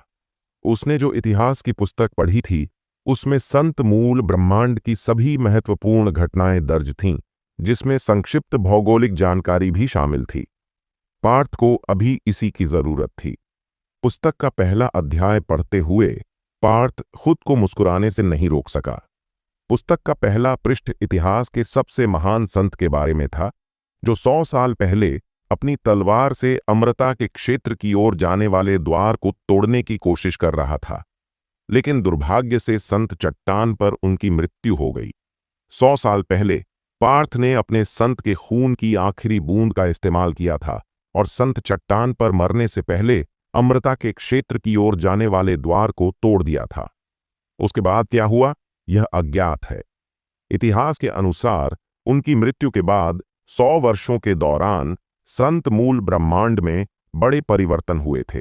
जब उन्होंने अमृता के क्षेत्र की ओर जाने वाले द्वारों को तोड़ दिया, तो अन्य सभी संत जो कई वर्षों से वहां रह रहे थे, उन्होंने द्वारों से गुजरने के अवसर का उपयोग किया और उनमें से कोई भी पीछे नहीं रहा। संतों के संरक्षण और प्रबंधन के अभाव के कारण ब्रह्मांड अराजकता में गिर गया था। राक्षस और शैतान हर जगह दिखाई दिए और विभिन्न परिवारों के बीच लड़ाई इतनी तीव्र हो गई कि कुछ प्राचीन परिवार भी पूरी तरह से नष्ट हो गए। प्राचीन परिवारों के नुकसान के साथ नए परिवारों का उदय हुआ। यह अफसोस की बात थी कि इस इतिहास की पुस्तक में दिव्य महाद्वीप के बारे में बहुत कम जानकारी थी और जो थोड़ी बहुत जानकारी दी गई थी वह अस्पष्ट था। पार्थ को प्रसिद्ध परिवारों या किसी महान योद्धा के बारे में कोई रिकॉर्ड नहीं मिल सका। उसका युग चला गया था और उसके लिए यह एक नई शुरुआत थी। संत मूल ब्रह्मांड एक बड़े सीमाहीन क्षेत्र को कवर करता था। इसे 5 महाद्वीपों में विभाजित किया गया था। पूर्वी महाद्वीप, पश्चिम महाद्वीप, दक्षिण महाद्वीप, उत्तर महाद्वीप और सबसे समृद्ध दिव्य महाद्वीप। पार्थ पिछले जन्म में दिव्य महाद्वीप से था। स्काई सिटी ऊर्जा प्रांत के एक दूरस्थ क्षेत्र में स्थित था। पूर्वी महाद्वीप की तुलना में यह एक छोटा शहर था। शेष संत मूल ब्रह्मांड का तो कहना ही क्या। पूर्वी महाद्वीप में कुल 128 प्रांत थे।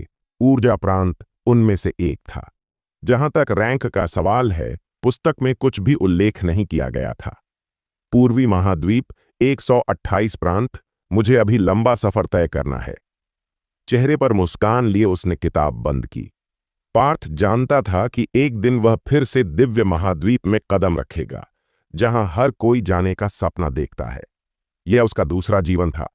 वह फिर से महानतम बन जाएगा और अमृता के क्षेत्र में कदम रखेगा। खिड़की से बाहर देखते हुए पार्थ को एहसास हुआ कि आसमान में अंधेरा छाने लगा था। वह साधना और इतिहास की किताब पढ़ते समय इतना एकाग्र था कि वह समय का ध्यान ही भूल गया। पिताजी ने अंकल चंद्रवीर को भेजने के बाद मेरी तलाश नहीं की? आश्चर्यचकित भाव से मुस्कुराते हुए।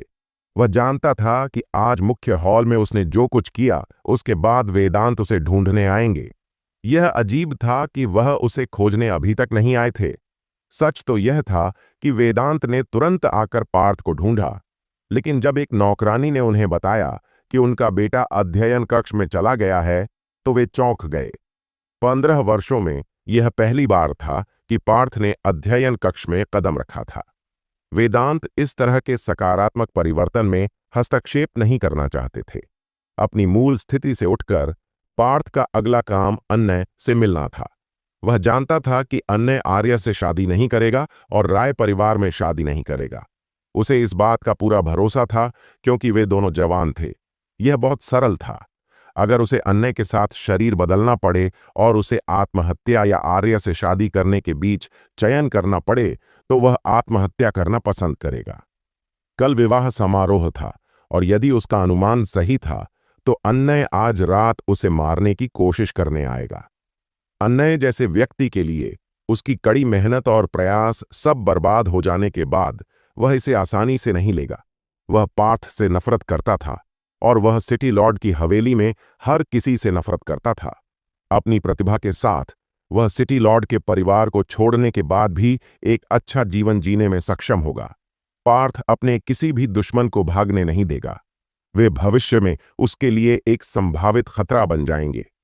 अध्ययन कक्ष से निकलकर पार्थ अन्य के घर की ओर चलने लगा।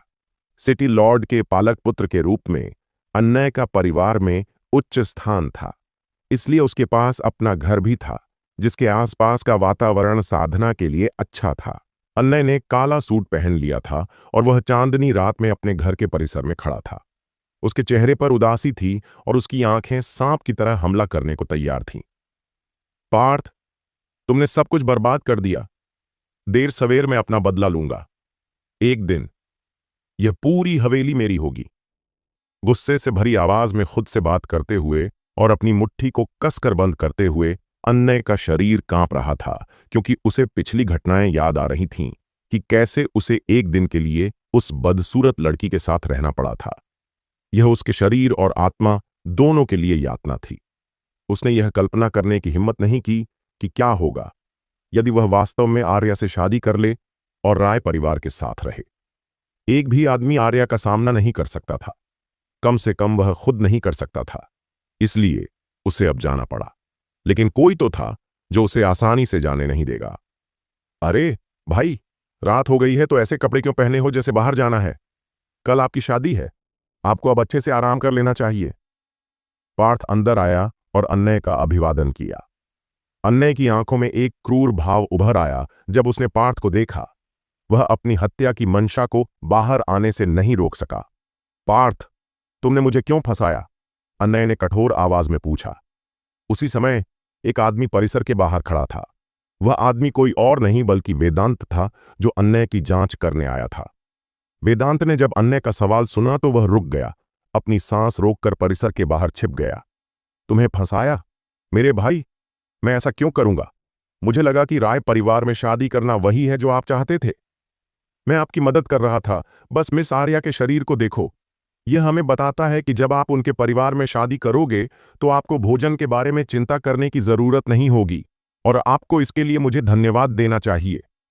पार्थ ने बिना किसी शर्म के गंभीर स्वर में कहा, बस मेरे सामने उस बदसूरत लड़की का जिक्र फिर से मत करना। कल तुमने मुझे इस शादी में तुम्हारी जगह लेने के लिए कहा था, लेकिन तुमने उनके परिवार में शादी करने के बारे में कभी कुछ नहीं कहा। पार्थ, मैंने अब तक तुम्हारे साथ अच्छा व्यवहार किया है। अगर तुम सच में मुझे भगाना चाहते हो तो बस मुझे बता दो। ऐसा घिनौना तरीका अपनाने की कोई जरूरत नहीं है। अन्नय की आंखों में घृणा भर गई। वह चाहता था कि वह पार्थ के शरीर से मांस का एक बड़ा टुकड़ा काट सके। अन्नय की बात सुनकर वेदांत असहाय महसूस कर रहा था और अन्नय के साथ जो हुआ उसके लिए उसे दुख हुआ। पार्थ इस मामले में बहुत आगे निकल गया था। मेरे साथ अच्छा व्यवहार किया? ठीक है, चलो सब कुछ उजागर करते हैं और अपने कर्ज का हिसाब लगाते हैं। पार्थ को महसूस हो गया कि उसके पिता परिसर के बाहर खड़े हैं, लेकिन अन्नय उसे महसूस नहीं कर सका क्योंकि उसकी इंद्रियां बहुत कमजोर थीं। अपना रवैया बदलते हुए पार्थ ने अन्नय को भागने का कोई मौका दिए बिना सब कुछ उजागर करने का फैसला किया। मैं तुमसे पूछता हूं अन्नय, तुमने दोनों भाइयों को मुझे अगवा करने, मुझे एक सुनसान इलाके में ले जाने और फिर मुझे मारकर मेरा खून पीने का आदेश दिया। क्या यह वही है जो मेरे साथ अच्छा व्यवहार करने से तुम्हारा मतलब है? मेरे मरने के बाद मौर्य परिवार के पास जो कुछ भी है उसे कानूनी तौर पर तुम ही पाओगे। मेरे मरने के बाद मिस आर्या से शादी करने वाला व्यक्ति तुम ही होंगे। क्या यह वही है जो मेरे साथ अच्छा व्यवहार करने से तुम्हारा मतलब है? क्या मैंने कुछ गलत कहा मेरे प्यारे भाई? पार्थ ने कहा, जैसे ही उसकी आंखों में क्रूर नजर अधिक से अधिक स्पष्ट होती गई। पार्थ की बात सुनकर वेदांत हैरान होकर परिसर के बाहर ही खड़ा रहा, क्योंकि वह और अधिक जानना चाहता था। अन्य को अब अंततः समझ में आ गया कि पार्थ उसे क्यों फंसाना चाहता था, लेकिन वह अभी भी यह नहीं समझ पाया था कि यह बेकार बेवकूफ अचानक एक चतुर व्यक्ति में कैसे बदल गया। दोनों भाई हमारे मौर्य परिवार के केवल गार्ड थे। उनमें अपने यंग मास्टर में से किसी एक को मारने की हिम्मत नहीं है। निम्न वर्ग के लोग होने के कारण उनके पास शुद्धिकरण की गोली प्राप्त करने का कोई तरीका नहीं है। अनय, चूंकि तुम मिस आर्या से शादी करना चाहते थे, इसलिए मैं स्वाभाविक रूप से इसे पूरा करूंगा। आर्या को इतनी मानसल लड़की के रूप में देखकर मैं हैरान था। हाँ, यह वास्तव में मुझे खुश करता है। यदि तुम उनके परिवार में शादी करते हो जैसा कि मैंने योजना बनाई है, तो मैं इस तथ्य को उजागर नहीं करूंगा कि तुमने मुझे मारने की कोशिश की, क्योंकि जिस व्यक्ति से मैं नफरत करता हूं उसे दुखी देखना उस व्यक्ति को मारने से कहीं बेहतर है। बहुत बुरा है कि तुम यहां से भागना चाहते हो। मैं तुम्हें इतनी आसानी से जाने नहीं दूंगा। पार्थ ने चेहरे पर मुस्कान के साथ कहा। न केवल अन्नय ने पार्थ में महान परिवर्तन को नोटिस किया, बल्कि वेदांत, जो परिसर के बाहर खड़ा था, भी आश्चर्यचकित था, जैसे कि यह पहली बार था जब वह पार्थ से मिला था। उसका यह बेटा बेवकूफ बनाने और कुछ भी उपयोगी नहीं करने के लिए जाना जाता था। कौन जान सकता था कि उसके पास इतनी महान क्षमता थी कि वह इस तरह की योजनाएं बना सकता था। उसके सभी हालिया कार्यों से पता चलता था कि वह वास्तव में कितना चालाक था। हाँ, पार्थ, तुमने मुझे सचमुच आश्चर्यचकित कर दिया। मैंने कभी नहीं सोचा था कि तुम इतने चतुर होगे, लेकिन तुमने एक बेवकूफ़ी भरी बात की। अन्य की आंखों में हंसी के साथ हत्या का इरादा उभर आया। बेवकूफ़ी भरी बात? बताओ, कौन सी बेवकूफ़ी भरी बात? पार्थ ने कंधे उचकाते हुए कहा। तुम सच में बेवकूफ हो। तुम्हें पता था कि मैं आज रात को भागने वाला हूं, फिर भी तुम अकेले आए। ऊर्जा आधार क्षेत्र के पहले स्तर पर होने के कारण तुम बस जल्दी से मरना चाह रहे हो। चूंकि मैं जा रहा हूं, मैं बस तुमसे छुटकारा पा लूंगा, और जब मैं भविष्य में कई महान उपलब्धियां प्राप्त कर लूंगा तो मैं इस सिटी लॉर्ड की हवेली में वापस आऊंगा और उस बेवकूफ बूढ़े आदमी वेदांत है को मार डालूंगा, जिससे तुम दोनों नरक में फिर से मिल सको। अन्य पार्थ को नीचे देख रहा था। उसके दिमाग में पार्थ एक चींटी के अलावा कुछ भी नहीं था जिसे वह आसानी से कुचल सकता था। पार्थ को मारने के बाद वह वहां से चला जाएगा और दूर एक जगह चला जाएगा। बकवास। मन ही मन कसम खाते हुए बाहर खड़ा वेदांत घर में घुसने के लिए तैयार था, लेकिन पार्थ की बात सुनकर वह तुरंत रुक गया। तुम मुझे नहीं मार सकते, पार्थ ने विश्वास के साथ कहा। सच में? हम एक दूसरे के इतने करीब खड़े हैं और तुम केवल ऊर्जा आधार क्षेत्र के पहले स्तर पर हो। मैं आसानी से तुम्हें मार सकता हूं, भले ही वेदांत यहां हो। अन्य हंसने लगा। वह इस मामले में वास्तव में आश्वस्त था। मुझे खेद है, लेकिन मैं अब ऊर्जा आधार क्षेत्र के पहले स्तर पर नहीं हूं, बल्कि 9वें स्तर पर हूं। ऐसा कहते हुए पार्थ ने अपनी आभा जारी की। उसके शरीर से आध्यात्मिक शक्ति का एक शक्तिशाली बल निकला। यह बल इतना मजबूत था कि इसने अन्नय को एक कदम पीछे हटने के लिए मजबूर कर दिया। क्या? अन्नय हैरान रह गया और पार्थ को ऐसे देखने लगा जैसे वह कोई भूत हो। उसने अपने सबसे बुरे सपने में भी कभी ऐसा नहीं सोचा था। परिसर के बाहर छिपे हुए वेदांत को पार्थ के परिवर्तन से आश्चर्य हुआ, लेकिन उसके आश्चर्य के बाद जो हुआ वह अत्यधिक खुशी थी। भगवान का शुक्र है, मेरा बेटा कोई बेकार बदमाश नहीं है, वह एक प्रतिभाशाली व्यक्ति है। धिक्कार है इस लड़के पर, वह मेरी नाक के नीचे से यह सब कैसे छिपा सकता है। उसने आंखों में आंसू भरकर सोचा। बेकार पार्थ हमेशा उसके दिल में एक घाव था, लेकिन अब पार्थ विपरीत में बदल गया था और 15 साल की उम्र में ऊर्जा आधार क्षेत्र के 9वें स्तर तक पहुंचकर साबित कर दिया कि वह एक प्रतिभाशाली व्यक्ति था। स्काई सिटी में किसी ने ऐसा नहीं किया था। पार्थ ने अन्नय के साथ जिस तरह से व्यवहार किया था, उससे उसने अपने चतुर, गहरे, सूक्ष्म दिमाग को भी चित्रित किया था। कोई भी 15 साल का बच्चा ऐसा करने में सक्षम नहीं होगा। असंभव, यह नहीं हो सकता। तुम 3 दिन पहले ऊर्जा आधार क्षेत्र के केवल पहले स्तर पर थे। मुझे मत बताओ कि तुम इस समय अपनी असली ताकत छुपा रहे थे। लेकिन फिर भी ऊर्जा आधार क्षेत्र के 9वें स्तर पर एक सामान्य व्यक्ति के पास इतनी मजबूत आध्यात्मिक शक्ति नहीं हो सकती है। अन्नय ने हैरानी भरे भाव से कहा, इस दुनिया में ऐसी बहुत सी चीजें हैं जो तुम्हें समझ में नहीं आती। अन्नय, तुम्हारा भविष्य उज्जवल हो सकता था, लेकिन तुमने खुद ही सब बर्बाद कर दिया। अब चलो यह सब खत्म करते हैं। बिजली की गति से आगे बढ़ते हुए एक पल में पार्थ अन्नय के सामने आ गया और अपनी मजबूत हथेली से अन्नय की गर्दन को जकड़ लिया, जो स्टील के चिमटे की तरह लग रही थी। अपनी महान शक्ति के साथ अन्नय एक उंगली भी नहीं हिला सका। वेदांत चिल्लाया और दरवाजे से कूद गया। स्नैप! दुर्भाग्य से वह पार्थ से धीमा था।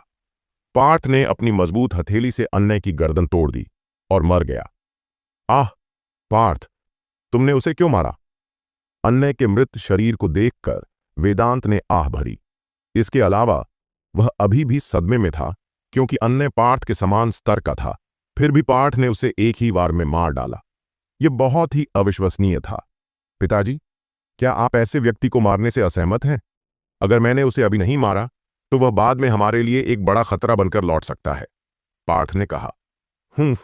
मैंने इतने सालों तक उसे पालने में अपनी मेहनत बर्बाद कर दी। उसने तुम्हारे साथ ऐसा करने की हिम्मत की।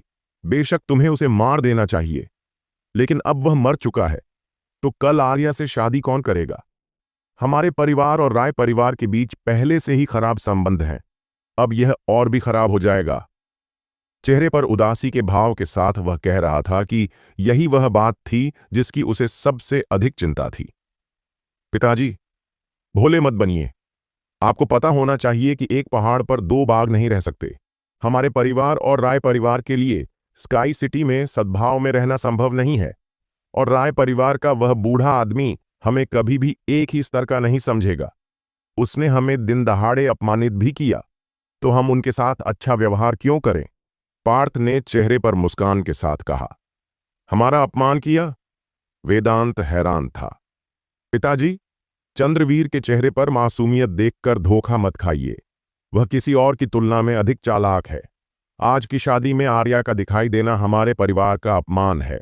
हमारा परिवार स्काई सिटी में एक उच्च वर्ग का परिवार है, और अगर हमने उसे अपने परिवार में शादी करने दिया तो हम सभी के लिए हंसी का पात्र बन जाएंगे।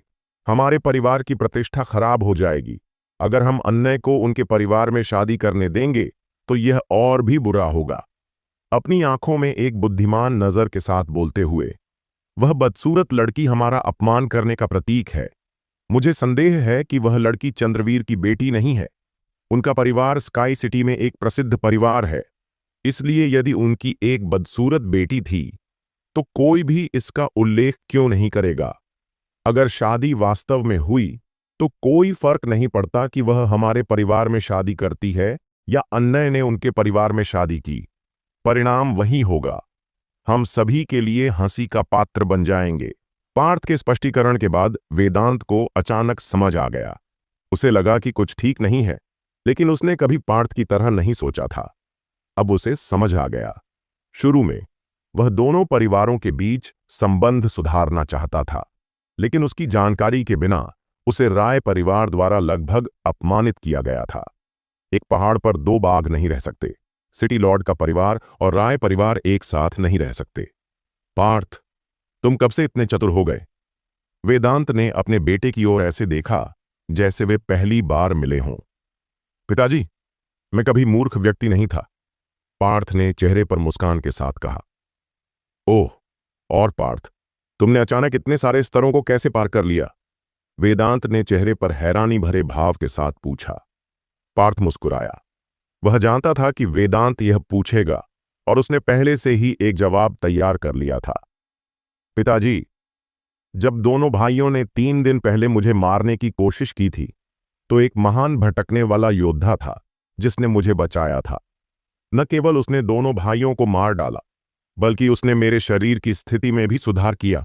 मेरे शरीर में सभी संचित गोलियां को अवशोषित करने में मेरी मदद की।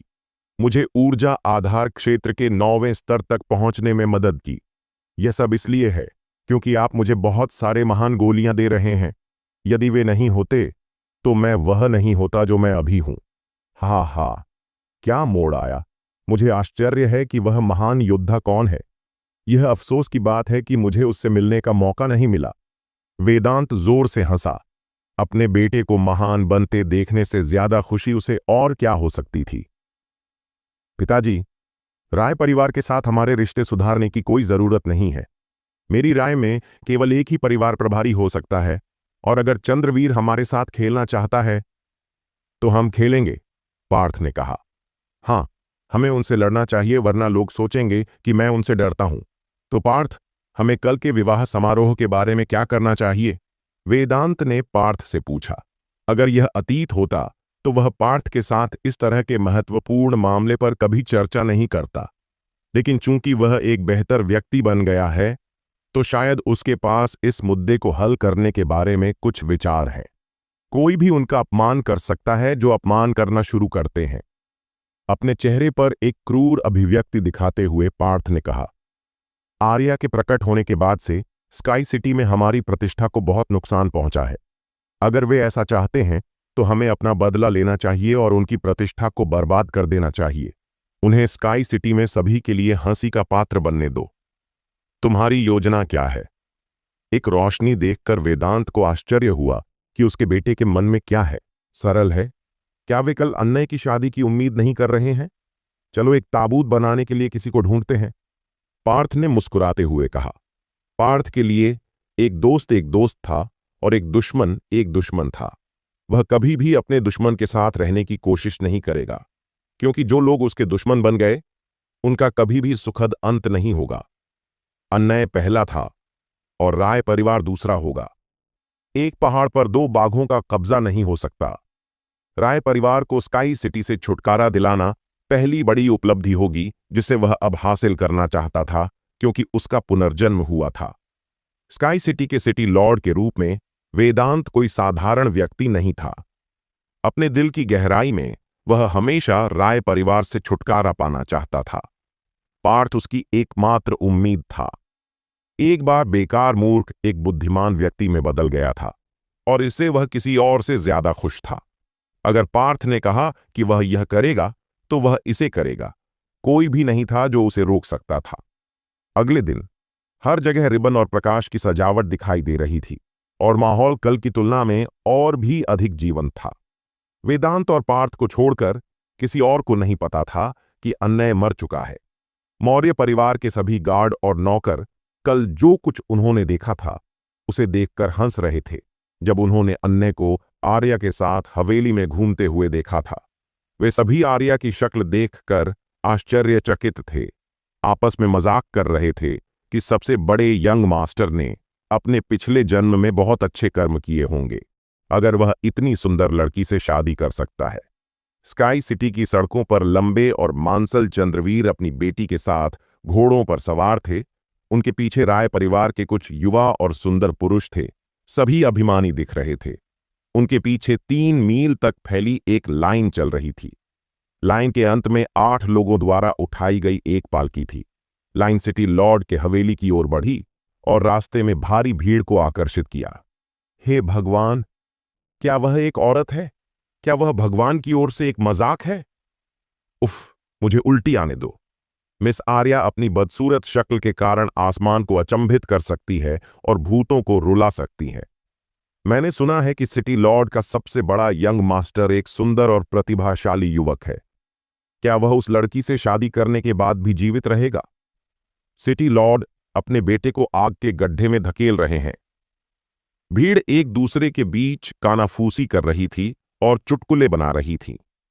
जैसा कि पार्थ ने उम्मीद की थी, राय परिवार ने एक लंबी लाइन करके सिटी लॉर्ड के परिवार को अपमानित करने की योजना बनाया था, ताकि शहर में हर किसी को बदसूरत लड़की के साथ विवाह के बारे में पता चल सके।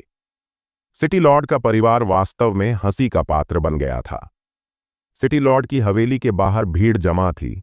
हवेली के सामने वेदांत और पार्थ ने लंबी लाइन को अपनी ओर आते देखा। प्रतिक्रिया में दोनों के चेहरों पर एक क्रूर मुस्कान दिखाई दी। आप यह देख रहे हैं पिताजी, एक साधारण शादी के लिए इतनी लंबी लाइन लाकर चंद्रवीर न केवल हमें हंसी का पात्र बनाना चाहता है, बल्कि वह हमें दबाना भी चाहता है, पार्थ ने कहा। हम देखते हैं बाद में कौन हंसी का पात्र बनता है, वेदांत ने जवाब दिया। हाँ हाँ भाई वेदांत, मैं दूल्हे को लेने आया हूं। क्या उसने खुद को तैयार कर लिया है? चंद्रवीर ने ऊंची आवाज में कहा। और जब उसने दूल्हे को बुलाओ कहा तो वह और भी ऊंची आवाज में चिल्लाया, बेशक मेरा बेटा तैयार है। पार्थ, जाओ अपने बड़े भाई को बुलाओ। वेदांत ने मुस्कुराते हुए जवाब दिया। कृपया रुकिए अंकल चंद्रवीर, मैं अपने भाई को अभी यहां बुलाता हूं। अपनी मुट्ठियां बांधकर और चंद्रवीर की ओर थोड़ा झुककर पार्थ मुड़ा और चला गया। लाल वस्त्र पहने चंद्रवीर खुश दिख रहा था, जबकि फीनिक्स मुकुट और वस्त्र के ऊपर लाल दुपट्टा पहने आर्या के चेहरे पर शर्मीली अभिव्यक्ति थी। कोई भी उसके चेहरे को देखने के बाद 3 दिनों तक खाना बंद कर देगा। ज्यादातर लोग उसके चेहरे पर दूसरी बार देखने की हिम्मत नहीं करेंगे। कुछ ही क्षणों बाद सिटी लॉर्ड के महल से एक जोरदार आवाज आई, जब पार्थ एक विशाल काले ताबूत को कंधे पर उठाए सामने के दरवाजे की ओर बढ़ा। टकराना! पार्थ ने ताबूत को दरवाजे के सामने ऐसे फेंका जैसे कि यह कोई खास बात न हो, जिससे बहुत बड़ी आवाज हुई। ताबूत का अगला हिस्सा लाइन की ओर था और उस पर 2 बड़ा शब्द स्पष्ट रूप से देखा जा सकता था। मरा हुआ भीड़ उस ताबूत को देख रही थी जो वहां नहीं होना चाहिए था, और अचानक वे सभी शांत हो गए। वे क्या कर रहे थे? शादी समारोह के दौरान ताबूत लाना, यह बहुत अशुभ था। सिटी लॉर्ड क्या सोच रहे थे? चंद्रवीर की अभिव्यक्ति तुरंत बदल गई। उसने वेदांत को देखा और जोर से पूछा, भाई वेदांत, इसका क्या मतलब है? मुझे खेद है, मेरे भाई की कल बीमारी के कारण मृत्यु हो गई, इसलिए मिस आर्या केवल मेरे भाई के शव से ही शादी कर सकती हैं। यह सुनिश्चित करने के लिए कि वह प्रस्तुत करने योग्य है, मैंने किसी से उसके लिए यह ताबूत बनाने को कहा। ओह, और निश्चित रूप से उसने वहां दूल्हे का सूट पहना हुआ है, पार्थ ने ऊंची आवाज में कहा, जिससे यह सुनिश्चित हो गया कि सभी लोग उसे स्पष्ट रूप से सुन सकें। क्या? भीड़ तुरंत शोर से फट गई। उन्होंने पहले कभी ऐसा कुछ नहीं देखा था। राय परिवार दूल्हे को लेने आया था, लेकिन इसके बजाय उन्हें एक मृत शरीर का स्वागत किया गया। इससे कोई फर्क नहीं पड़ता कि अन्य वास्तव में मृत था या जीवित था, क्योंकि यह उनकी प्रतिष्ठा को बर्बाद करने का एक स्पष्ट कृत्य था। विशेषकर जब राय परिवार इतनी बड़ी लाइन में आया था, तो एक ताबूत ही उनकी प्रतिष्ठा को मिट्टी में मिला देगा। वेदांत, तुम अपना मजाक बहुत आगे ले जा रहे हो। चंद्रवीर अब अपना गुस्सा नहीं रोक सका। अंकल चंद्रवीर राय परिवार से हैं। आप कैसे कह सकते हैं कि हम मजाक कर रहे हैं? आप यहां दूल्हे को लेने आए थे, लेकिन आपने कभी उसके जीवित या मृत होने के बारे में कुछ नहीं बताया। पार्थ की बात सुनकर आसपास के लोगों को ऐसा लगा जैसे उनके मुंह से खून निकल रहा हो। यह किस तरह का स्पष्टीकरण था? वेदांत, तुम और तुम्हारा बेटा मुझे बेवकूफ बनाने की कोशिश मत करो। अन्य एक 9वें स्तर का ऊर्जा आधार क्षेत्र का मास्टर है। वह कल जीवित था। उसके लिए इतनी जल्दी मरने का कोई रास्ता नहीं है, चंद्रवीर ने ठंडे स्वर में कहा। ताबूत में जो शव है वह अन्य का है, और अगर आपको मेरी बात पर विश्वास नहीं है तो आप इसे खोलकर खुद ही जांच सकते हैं। आखिरकार वह आपके परिवार के सदस्यों में से एक है। उदासीनता से बोलते हुए पार्थ ने अपना दोस्ताना लहजा बनाए रखा, जबकि वेदांत चुप रहा और अपने बेटे को सब कुछ संभालने दिया। वेदांत अपने बेटे के प्रदर्शन से बहुत संतुष्ट थे। चंद्रवीर जैसे व्यक्ति का सामना करना और फिर भी सामान्य रूप से बात करने में सक्षम होना, यहां तक कि उसके साथ बहस करना, ऐसा कुछ नहीं था जो एक साधारण आदमी कर सकता था। किसी को पता होना चाहिए कि चंद्रवीर और वेदांत एक ही स्तर पर थे, ऊर्जा सागर क्षेत्र के शिखर पर। अरे, हम यहां दूल्हे को लेने आए थे, लेकिन सिटी लॉर्ड ने हमें एक ताबूत दे दिया। यह हमारा अपमान है। राय परिवार का एक युवक जोर से गाली दे रहा था। हाँ हाँ, ठीक कहा मेरे दोस्त। जिस बारे में बात कर रहा हूं वह तुम्हारा परिवार है, जिसने सबसे पहले हमारे परिवार का अपमान किया। सब लोग अच्छी तरह से देखो, इस आर्या के चेहरे को देखो। क्या इस तरह तुम हमारे परिवार के प्रति अपनी ईमानदारी दिखाओगे? मैं यहां सभी पुरुषों से पूछना चाहता हूं, अगर मैं इस बदसूरत लड़की को तुम्हें दे दूं और तुमसे कहूं कि तुम उससे शादी करो, वो भी मुफ्त में, क्या तुम में से कोई अपमानित महसूस करेगा?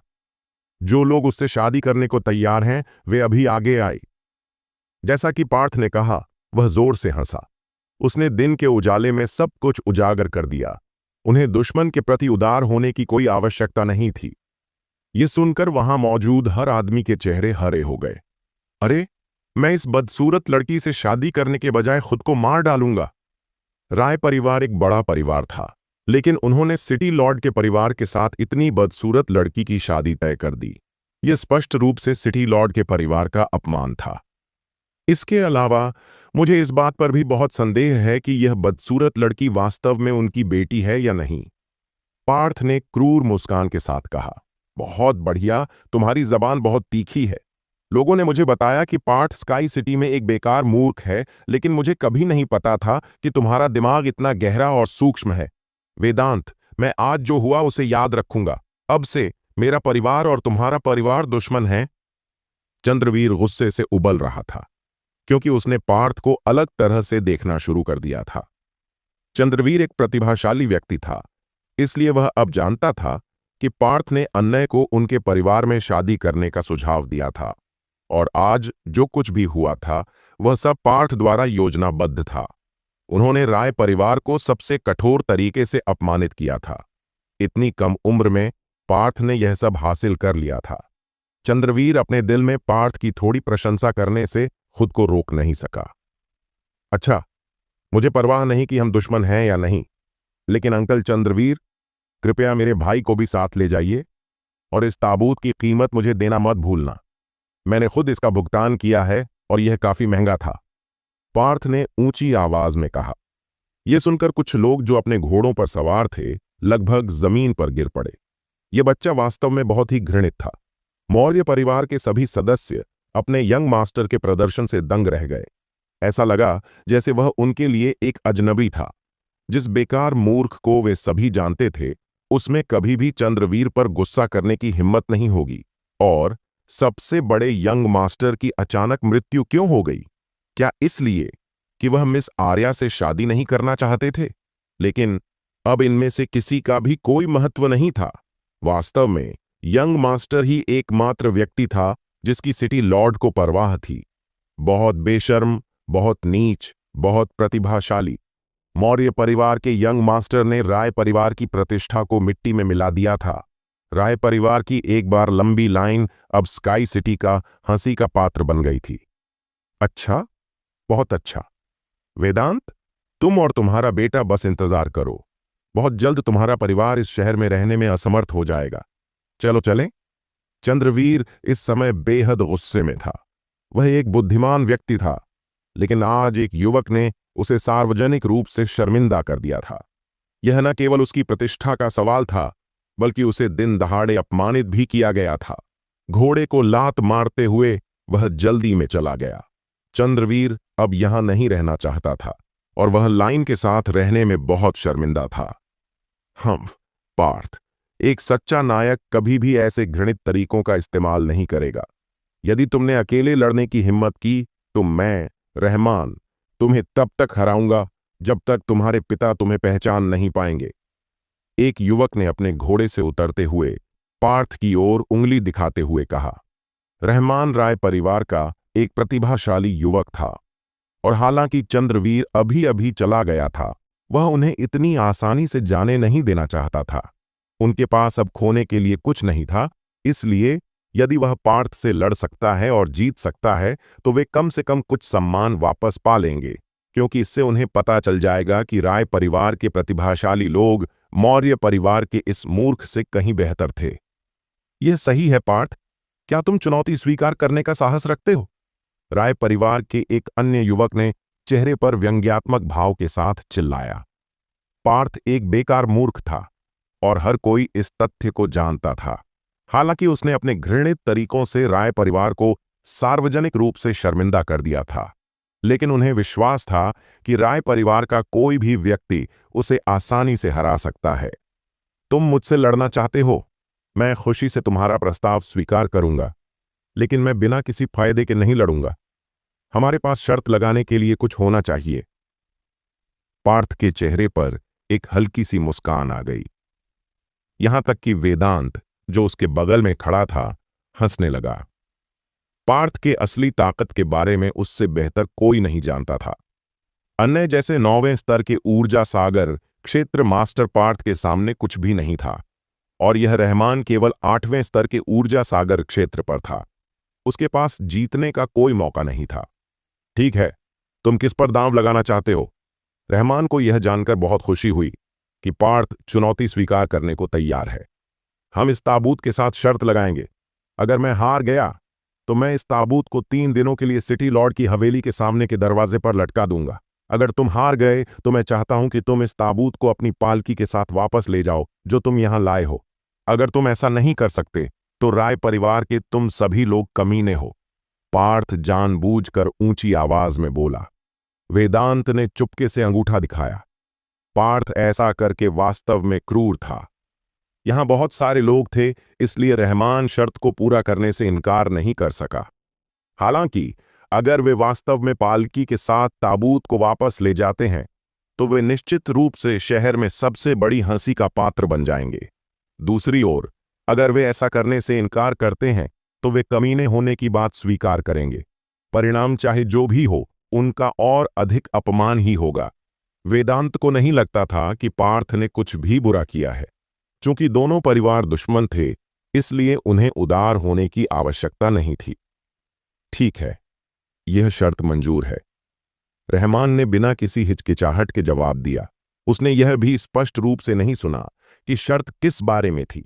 उसके दिमाग में पार्थ से लड़ना एक चींटी को कुचलने जैसा था, इसलिए इससे कोई फर्क नहीं पड़ता कि शर्त क्या थी। भाई रहमान, शर्त थोड़ी बड़ी लगती है, क्या हमें इस पर पुनर्विचार नहीं करना चाहिए? एक युवक आगे आया और रहमान के कान में फुसफुसाकर बोला।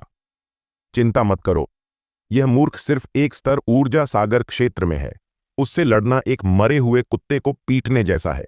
बस इंतजार करो और देखो कि वह सिटी लॉर्ड की हवेली के सामने ताबूत को कैसे लटकाएगा। रहमान ने पार्थ को एक गंभीर प्रतिद्वंद्वी भी नहीं माना। इस घटना को देखकर भीड़ ने फिर से शोर मचाना शुरू कर दिया। उन्होंने सोचा कि चंद्रवीर के चले जाने के बाद मामला शांत हो जाएगा, लेकिन अब दोनों परिवारों के युवकों ने लड़ाई शुरू कर दी, और उनका दांव अपने परिवारों की प्रतिष्ठा थी। दोनों पक्ष आश्वस्त दिख रहे थे, लेकिन लोगों ने पार्थ पर सबसे अधिक ध्यान दिया, यह सोचकर कि यह बेकार मूर्ख रहमान के खिलाफ कैसे लड़ने जा रहा था, जो कि 8वें स्तर का ऊर्जा सागर क्षेत्र का योद्धा था।